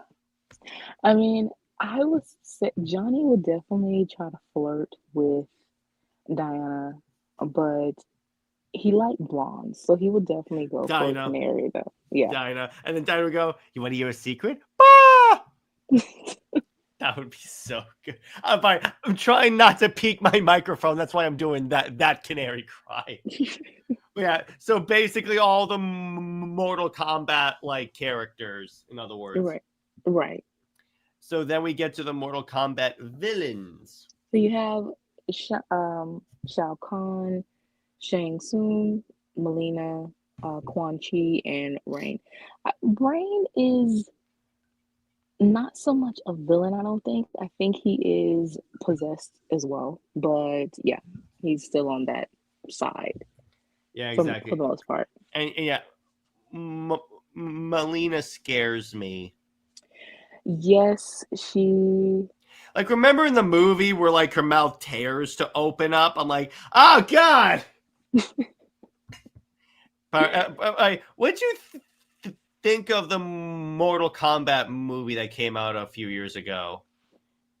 I didn't care for the OC.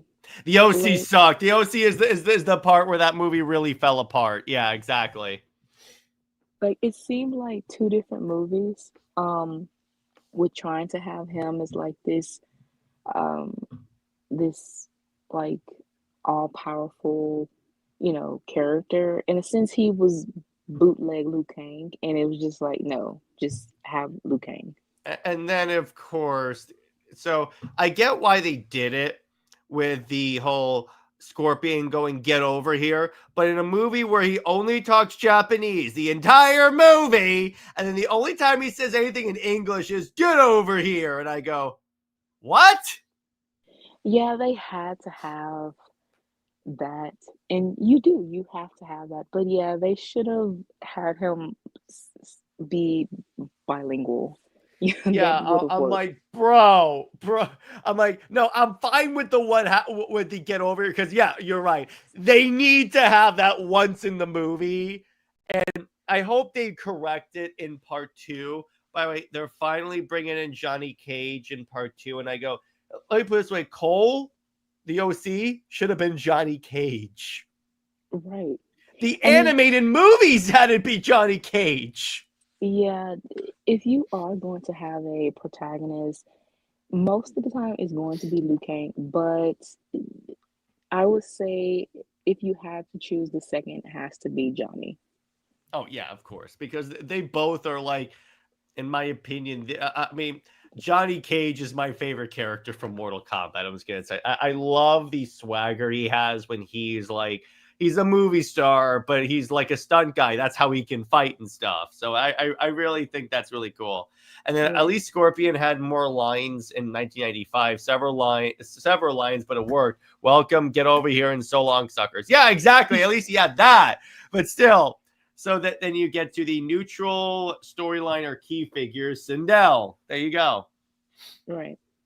And you can tell that it was the same design team because Sindel and for MK11 and Wonder Woman for Injustice 2, or so. They Mm-hmm. kind of have the similar faces. Yeah, yeah. I wouldn't be surprised if they just copy and pasted Diana's face. Yeah, terrible, terrible. Probably did. Probably did. So then we get to the dream matchups and narrative. See, this is what makes you superior to any DC Comics creator, Britt. You actually gave reasons for pairing two characters up. Take notes, Josh. Okay, so you have Wonder Woman and Katana, but also Jade too. Okay, I Um, can go with that. so but their versus is two warrior princesses defending their mothers. But Mm-hmm. it would be more like a friendly matchup than, them having a brutal fight. You have Superman and versus Liu Kang, of course, champion versus champion. Um, Sindel versus Cersei. Of course, Sindel would not fight Hippolyta. Hippolyta, if we are going with JSA Wonder Woman for Hippolyta, then we could have that fight. But she wouldn't have wouldn't have a fight. So it is Sindel versus Cersei, which is magic versus sorcery, or sorceress versus sorceress, whichever way you want to put that. But overall, they are powerful women. And Okay. again, you have Batman versus Raiden. But now I would say probably Batman versus Scorpion, Sub-Zero, Rain, or Even Sector, I think, would be a cool match against Bruce because of tech. True. Or it's a guy, I think he has a red laser eye, if I'm not mistaken. Kano. Him, yes. Oh, Him yeah, versus yeah. That would be so good. Oh, Kano versus Captain Boomerang. that will work. Or Batman versus Cabal. Oh, yeah. That's perfect. That is perfect. Yeah. So it's a lot of matchups that they could have that make sense. Once Of again, course, you gave a narrative reason why they make sense.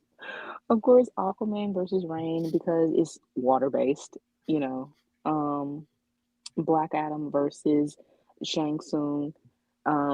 You have the Tyrant versus the Soul Stealing Sorcerer. You could even do Black Adam versus Raiden.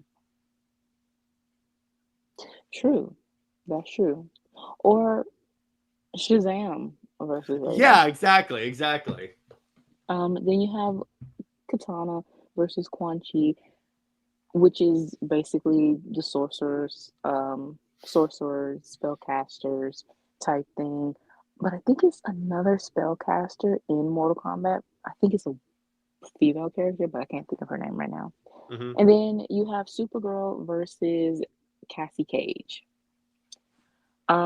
Basically just the new generation heroes. But I think Jax has a daughter too, so you can have Supergirl versus her as well.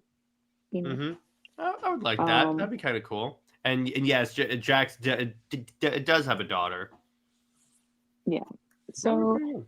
it's a lot of matchups that work. And that I would really like to see. So yeah, if DC and I honestly would want them to change Injustice 3 to be a DC versus Mortal Kombat I could game. see that. My NJ wants to know who would Giganta fight. Um, I know exactly the character, but I can't think of her name. Um, she has like 4 arms. Um, Okay. Let me see. Mortal Kombat character with 4. Shiva. Shiva. Oh, there you go. Or Gorgo, but yeah, Shiva. Yeah, that works. Yes, Shiva, or who did you say? The male Goro. version. I Dangus Gorgo. Yes. So, Britt, I have 2 words for your matchups. Flawless victory. I had to. Thank you. I had to. Gameplay systems. Okay, so of course this is going to be a hybrid, a combat engine. It is basically, the MK style with the combos. The if you've ever played, Mortal Kombat, you know the gameplay with that. The graphics is, instead of the very ugly MK11, it would go back to the MK9. I think that was the best of the graphics. Mm-hmm. Um, I, just the realism of it or whatever, you know, that just doesn't work. Like it's Yeah, so, the overly realistic look. Yeah, I'll give you that. Although, yeah. can they improve the way Diana looks? Because she kind of looked like a man in Injustice 1. I mean, that's when graphics was really kind of it. It didn't know whether it wanted to be cartoony or realistic at Mm-hmm. that time. Um, but yeah, so is basically everything you should have with, I would say just go for reference of MK9. Okay, that works. I like that. Yeah, that would pretty much work because Injustice 2 got way too. You know what was what was the chief disappointment? So when Justice League came out, or like in the height of the DC EU, they came out with gear that you can unlock in Injustice 2 to have like the skins for like different characters. This is how I leveled up Wonder Woman so much, since she had the skins from obviously her movie, and you had to get a certain level in order to do that. So they did the same thing for Justice League, but they did in the laziest way possible. Superman only got basically the only piece of his gear that was unique to the movie was his S. Flash got the Justice League suit, good. Batman did too. Cyborg, all he got was one of his arm cannons. And Aquaman was pretty much the same, except it was the same white blonde guy. In other words, they didn't change him into Momoa. And I go, the mobile game did this. They're cheap, as you said. Well, yeah, isn't that the truth? Then we have the finishers. Okay, so of course the MK characters have their finishers, Finish him. fatalities, and brutalities. As they originally had. The DC characters have legendary finishers, non-lethal, but it's still kind of cool. You just don't want to have, of course, DC characters being that brutal, unless it's a villain or, say, a character like Peacemaker or something. Mm-hmm. I can see that. That works for me. And then So, yeah, go ahead. with Wonder Woman, you have the lasso Mhm. of truth, revelation, and divine strike. Superman has the solar flare. Flash has the speed force illusion. Aquaman has the tsunami type thing. And Zatanna, she has the backwards warping of reality. I dig that. So then you get to cooperative boss raids. You put a lot of thought into this. Well, you can thank my brother. There you go. So with that, you have Shao Kahn, of course, with the Elder God corruption, power. You have Cersei. She has an upgrade with the Themyscira's technology and Apocalypse. Darkseid has his Omega form or Monitor with his Crisis armor. Dope. I love that. Then we have, okay, actually, you know what? Well, okay, we are done with Mortal Kombat. So overall, be careful what you wish for when you want another Injustice game, because it could just lead to more damage for these characters. So we got a bunch of reviews to do. So let's do this. So Britt, tell me what you thought of Green Lantern 6, which is my favorite of this batch. Okay, so this one really delivered the, big scale action. It was the fight against Hal and Sinestro, and he has the red rage power. You have the art, which continues to stand out, especially The when coloring. I'm looking on my iPad, Hmm. because just the bigger screen. And it's like, wow, this is really good. Zermanico. It's sort of like it's glowing too, I as the ring know. should. The Green Lantern is one of those books where you need a good colorist. Exactly. I mean, you have a color-based ring character or whatever, so yes, you do need the colors to pop out, and this really hits that. But you also have, even with the fight scenes, you have the energy and the emotional, resonance with it all. Yeah, So exactly. it didn't have like the slow moments. It was all action really. Yeah. So it still felt you had that climax feel um with the building of basically everything within the first five issues. It all comes to this issue. And um some things aren't resolved just yet. And of course, They will be. they yeah, Because obviously I've been reading this book since it started. And let me tell you, they explain how Sinestro can use like the Red Lantern power. And I'll explain it when we get to that issue. But it's something that when I saw this, Robert called me and he goes, "Bro, read Green Lantern." And I had it in my box. So took it out and read it. And I'm like, "Oh my God." And then he and I were both like, "Yes." Anyway, that's that. But yeah, it's like, you see, this is the thing. This is why I love this, because this is what makes Adam such a great writer. He knows what the fans want to see. And if you're reading a Green Lantern book, you want to see Hal in basically a Pacific Rim Jaeger fight a Red Lantern like kaiju creature. exactly. If you have a ring that can conjure up anything, you want this. You want a big bombastic fight. Exactly. And what's kind of cool is, so this is similar to when, because one of the things about Green Lantern is the reason why the fans embraced Kyle when he took over for Hal is because at the time they weren't really trying in terms of the constructs that like it could use. So it's like Hal would use like a boxing glove arrow, but Kyle, since he was an artist, he was using like all these different like mech suits and all this other really cool stuff that people hadn't seen before. So and that's what this really reminds me of. And it's like, again, just that one panel of like the fighter jets being chased by like essentially lava, but it's like Red Lantern energy is so. But Exactly. so how do you rate this issue? I definitely, for just the action, it gets a 9 because the art itself just stands out.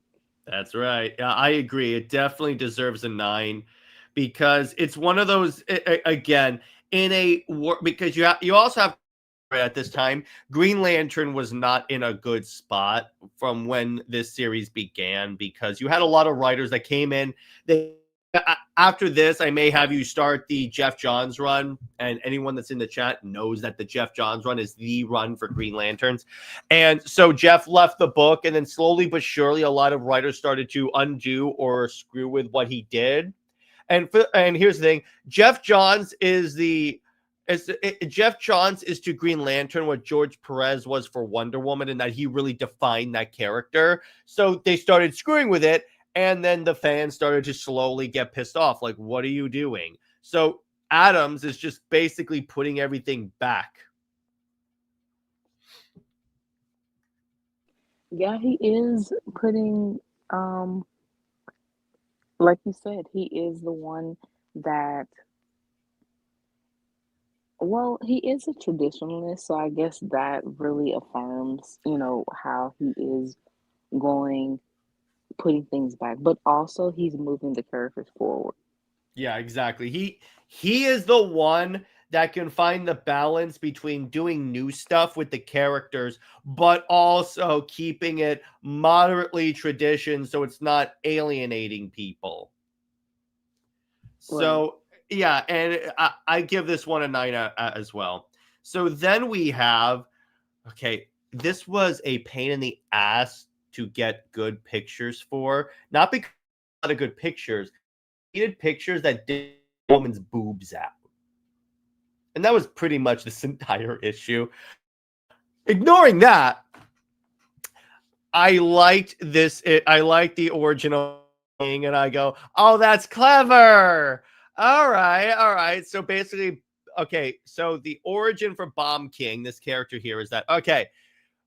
So Bomb Queen used to be a member of a team of like criminal-ish girls called the Queens, and one was like Drama Queen, Ice Queen, and such.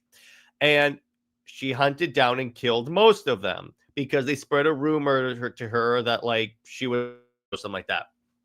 So Ice Queen got really messed up and badly injured, so they wanted to turn her, and so the government wanted to turn her into a weapon, but they didn't want her to be a woman, so they changed her into a man. That's Bomb King, and he basically showed up and is here to like take her down, like it's essentially earn her trust and then take her down. Which again, it's like I really were when I saw that, I was like, okay, that is I did not see that coming. And if you could surprise me with a story that should be predictable, but I can be like, oh wow, that is when I'm like, okay, you actually got me, because I gotta be honest, I was kind of like, I'm not sure if I like Bomb Queen. This made me like it. I'm back in. Exactly. That's the thing. The, it's very much a roller coaster because, yeah, it is sort of like adult, you know, but when you get past the adult themes, it is a story being told, you know, and the more, once you get, I think it is the next issue, you will see that it does go into very dramatic, um, themes, and it is a, you know, it's very political, but in a way that's not cringy, that you really are engaged within the story. Dope. I'm actually excited now. I cannot wait. So I'm sorry, Britt. I have to burst your bubble. So you know what else came out, everyone? Trinity 5, otherwise known as Diana's daughter from the from the future, travels in the past and like falls in love with Jason Todd. What is wrong with this story? And Britt's First of silence all, tells me everything I need. First of all, I love that. Here we go. first of all, we're not calling her Diana's daughter because she is not her daughter. Okay, good. Thank you for correcting me. I appreciate that. Because she is definitely just Steve's like mind fart or something. Mind fart. Um, Oh my god, that's good.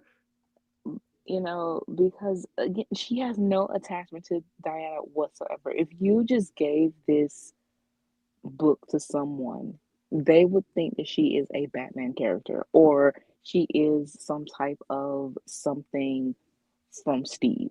But Diana has no involvement whatsoever. And this issue, all the other previous issues, but this issue in particular really showed it. First, you have her, yeah, the time travel stuff, but that was in the 80s or something, where you see those types of movies where they do have a time travel and you fall in love with someone. No, that's weird. So So, King is an old man, is what you're telling me. yes, he very much is. Um, so I think it was a movie called Time Traveler's Wife or something like that, where Oh the yeah. yeah, I think he tried to play on that, and it's just like, dude, Why no, is it that whenever King off shit, he ends up creating problematic stuff? because he's just problematic, you know. That's So true. so you have her fall for Jason for some reason, and I really just think he only picked Jason because of Artemis is with Jason. Um, Okay, yeah, exactly. Yeah, that makes sense. In other words, what Britt did is she picked the most surface level explanation for why he would pick Jason because that's exactly the way Tom King thinks in this series. yes. I mean, there's no other reason. Tim would no, none of them make sense because they are grown men in current, continuity. She's a baby, so it doesn't really make sense. So he has to do time You know, travel. he also just chose Jason for the death in the family, that story, which again, it does not make sense for Wonder Woman. Like, who cares? You only had one issue dedicated to like a Wonder Woman story, which was issue 3. But Diana was like, she didn't have any type of emotional or interaction with Diana at all. Diana kept dying while she talks and have this emotional moment with Steve, which is again, you have the title as Wonder Woman's daughter, but yet she is not acting like her daughter at all. So you go through this whole montage of her basically being a cheerleader for Jason in Gotham. She is all emotional because she knows he's gonna die and she's not never gonna see him again. Of course, King doesn't emphasize on that, but she's never going to see him again because she doesn't exist at this moment, and also she is a baby. So, that just makes it weird.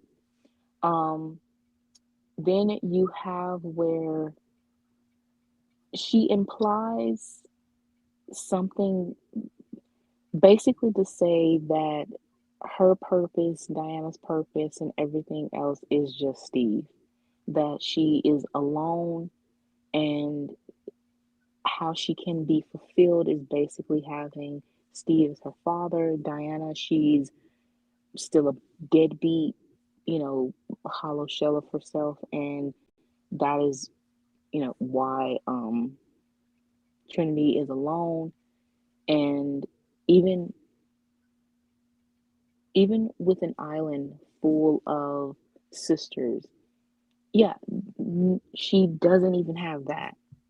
So, and the only way, I guess, as the solution to everything is Steve. Yeah, exactly. And I'm like, are you kidding me?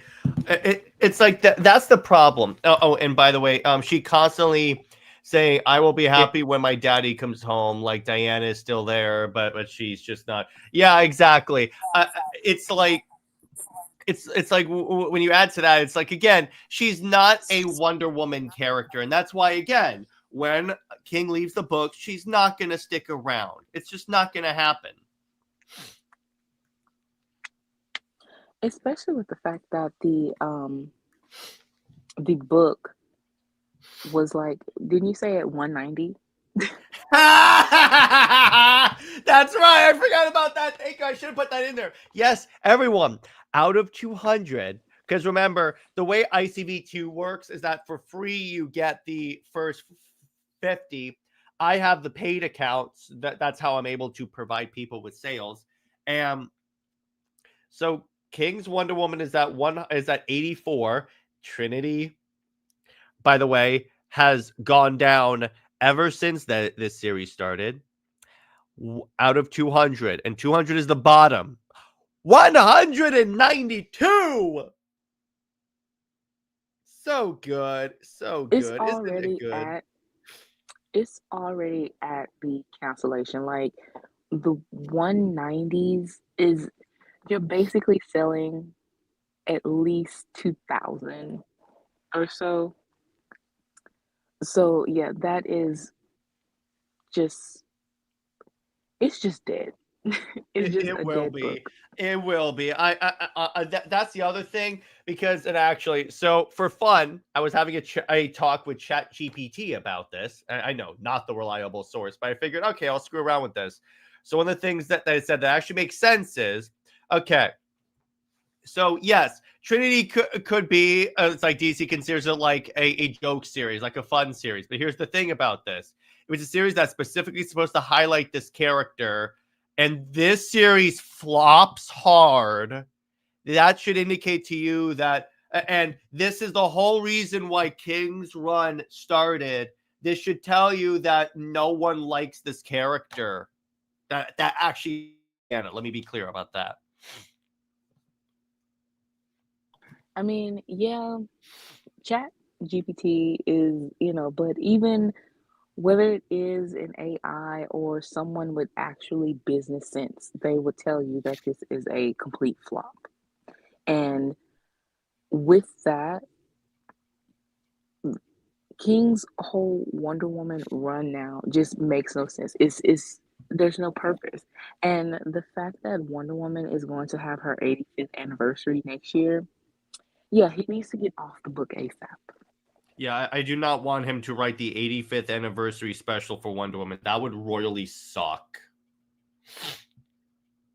But it's like, who I knows, mean, honestly, what would happen. they already suck with the anniversary specials, so but it would honestly it would just add up to the pile, but would be like it would be a big picture of Sugar Honey Iced Tea if he wrote it because we know that he was Steve Glaze. Yeah, exactly. He'll make it so Steve is the reason why. He'll have Steve time travel, and he'll be the reason why she's called Wonder Woman. Well, he did imply that in one of his interviews, so Yeah, I know. It's like the main series is 86. I would not be surprised if eventually he leaves if it hits 100. Because here's the thing. King's got a massive ego. I know, shock. And his series not selling well for Wonder Woman, that should tell you something, particularly since he wants to add Lex Luthor, even though Britt, what's a character he could use?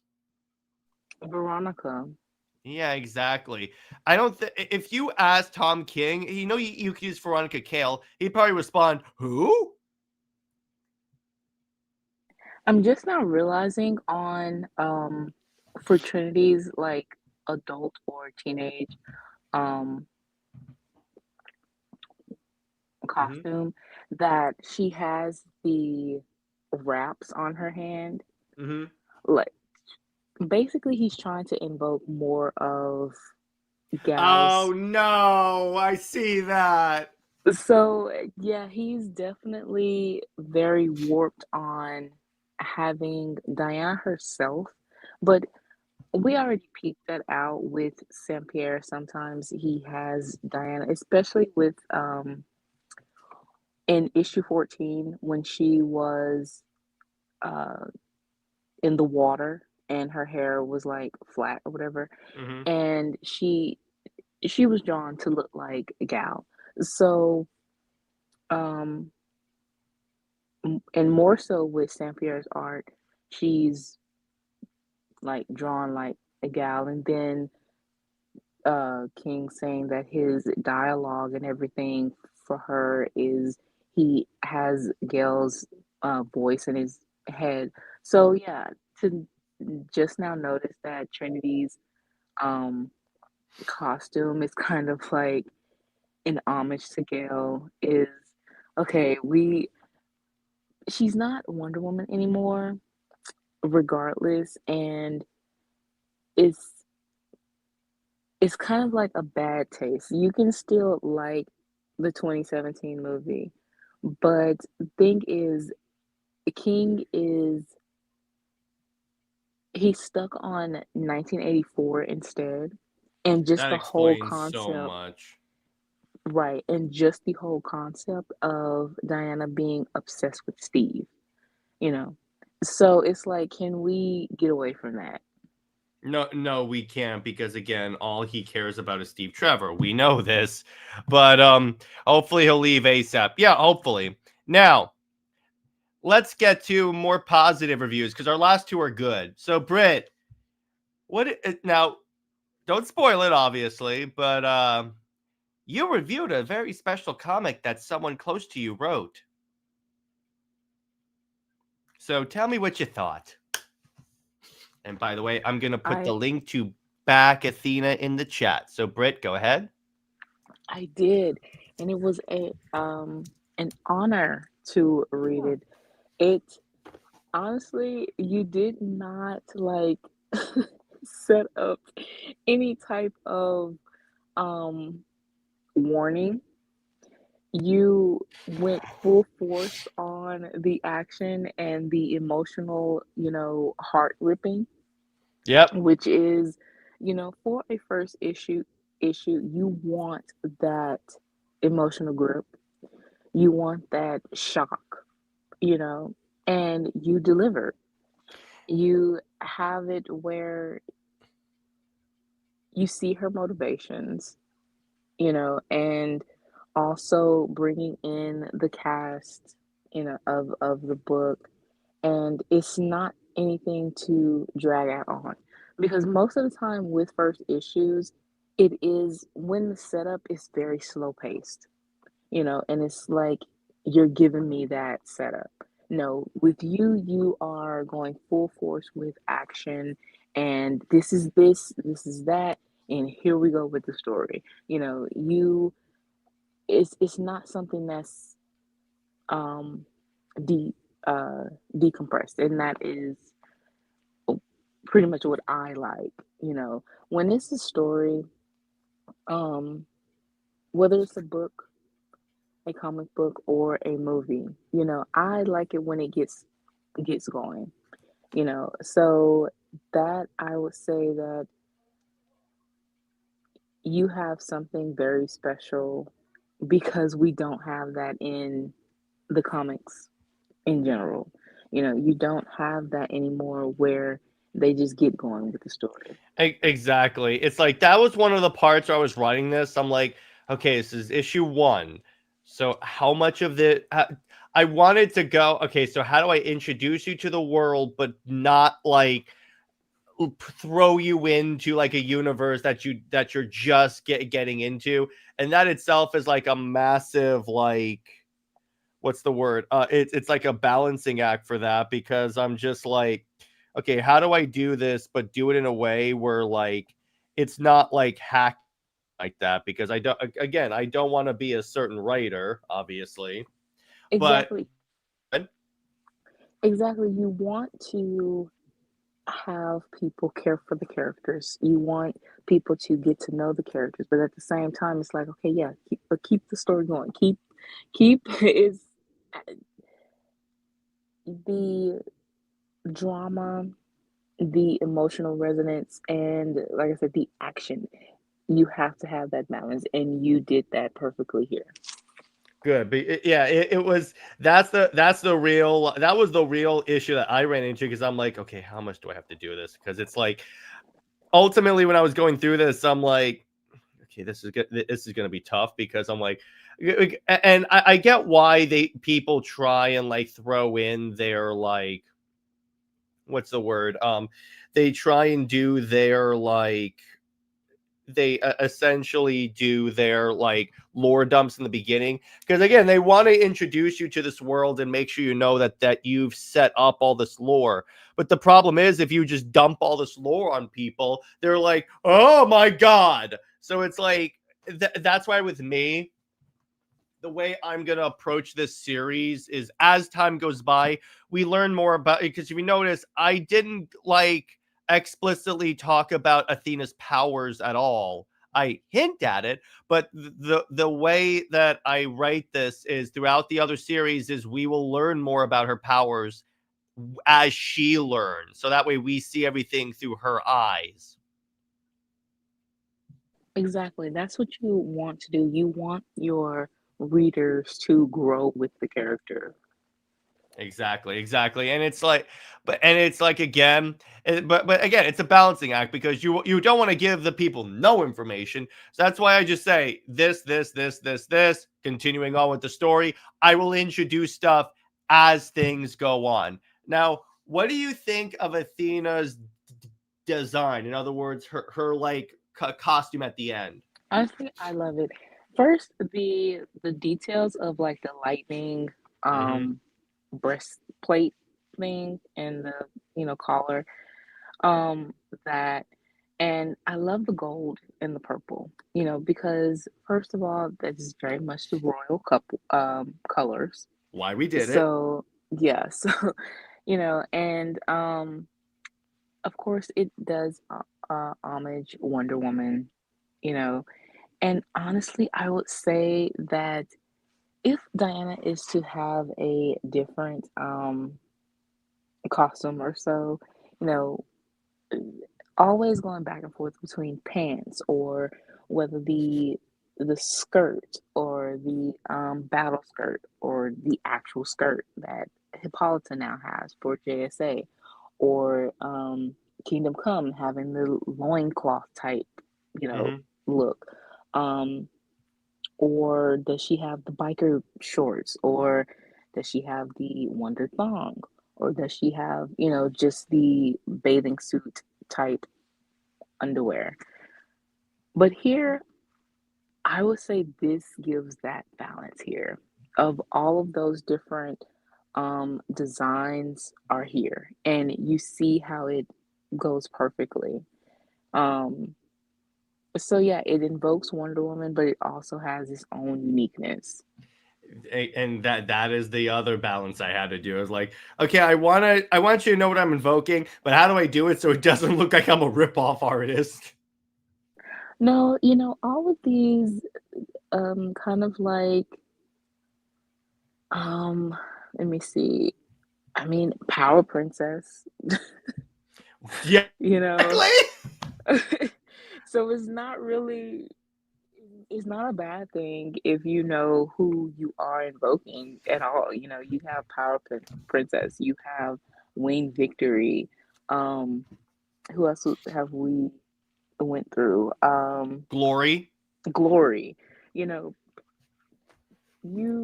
that those um the female characters definitely, you know, are alternate iterations of Wonder Woman. Yeah, and the other thing that we wanted to do with the design, we wanted to preserve her being like hot, for lack of a better term, because again, I believe that superhero should be the peak of like human, like for lack of a better term, perfection, if you know what I'm talking about. Because particularly with like characters that like are at the level of almost gods. So I wanted to have the costume look like, okay, yeah, she's hot, but I didn't want it to look too like exploitative. I get it. And yeah, it definitely balances out. That's good. That's good. And trust me, Britt's gonna be very involved in the process of this comic in the few issues. So this was also just so you know, like what my writing looks like as well. That's the other reason why I did this. Yeah. And honestly, you can feel the voice of the characters. I appreciate that. So yeah, so I guess how would you rate it? I mean, be honest. You don't have to preserve my feelings. No, honestly, as a first issue, and like I said, you go into the action and it's not even biased.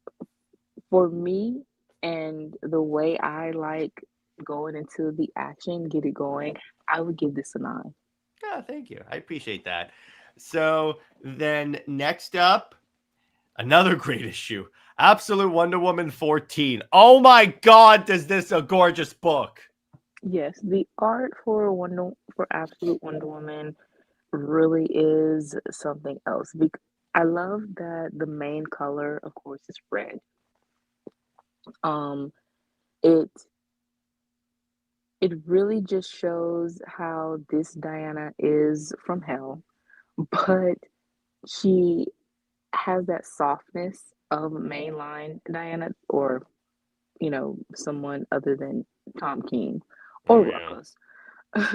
um, but she it's so funny how some people want her, well, her main design is that she's supposed to be like tall and, kind of kind of intimidating, but for some reason um the artists, they they have her strong, and tall, but she has this softness to her that is just so adorable in a way.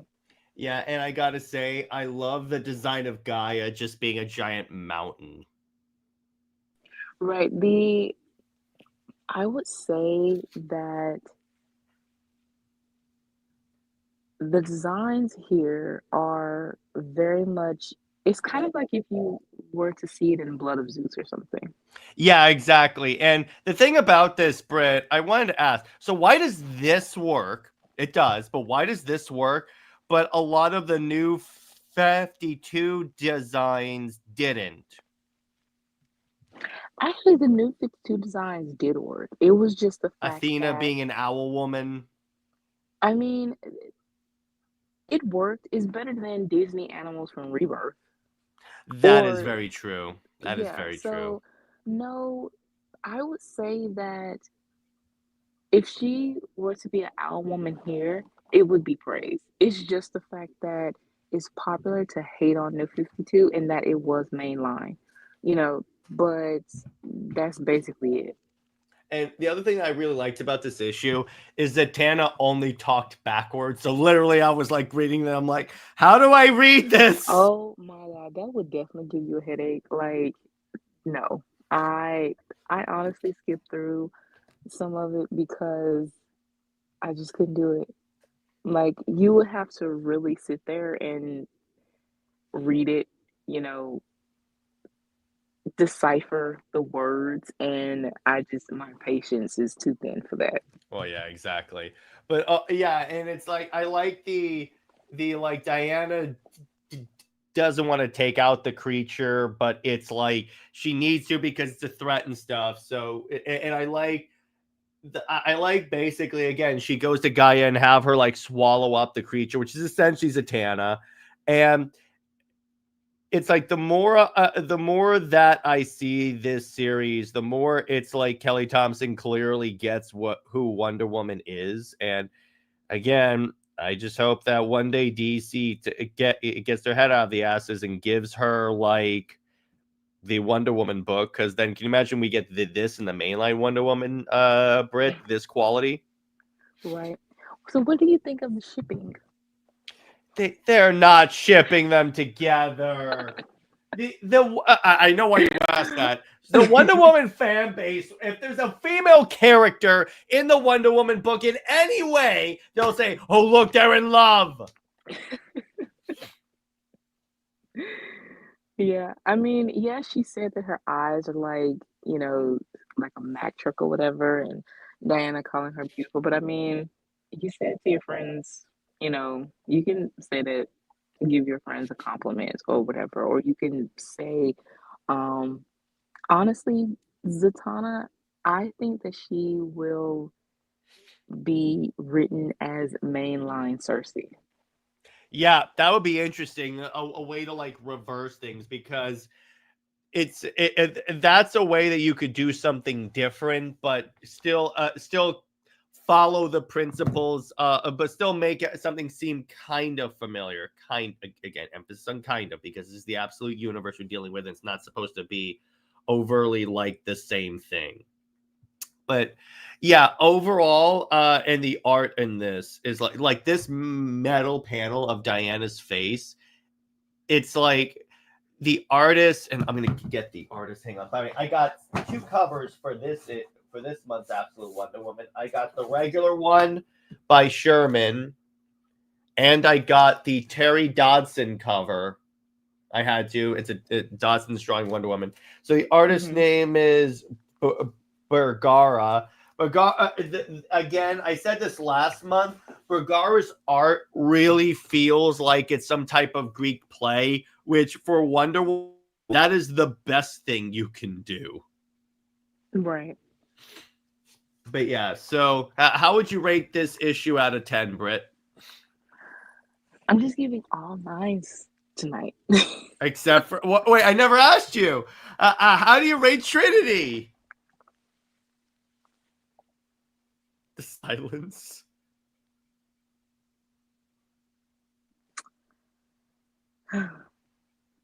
That sigh. So let me see. Let me see. I mean, it's even worse than giving it just a 0. You know, Mhm. is not even 0 out of 10 could really tell you what I would rate that. All right. So okay. So you can give it a negative number if you want. Negative 1,000 then, or Negative 1,000. Oh my god. It's like this is the funny part. It's like DC gave Trinity, it told King, hey, why don't you do a series about Trinity? It turns out that was the worst thing you could do. I mean, and it's crazy that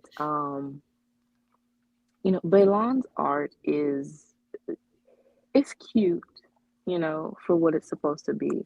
But it's the fact that she's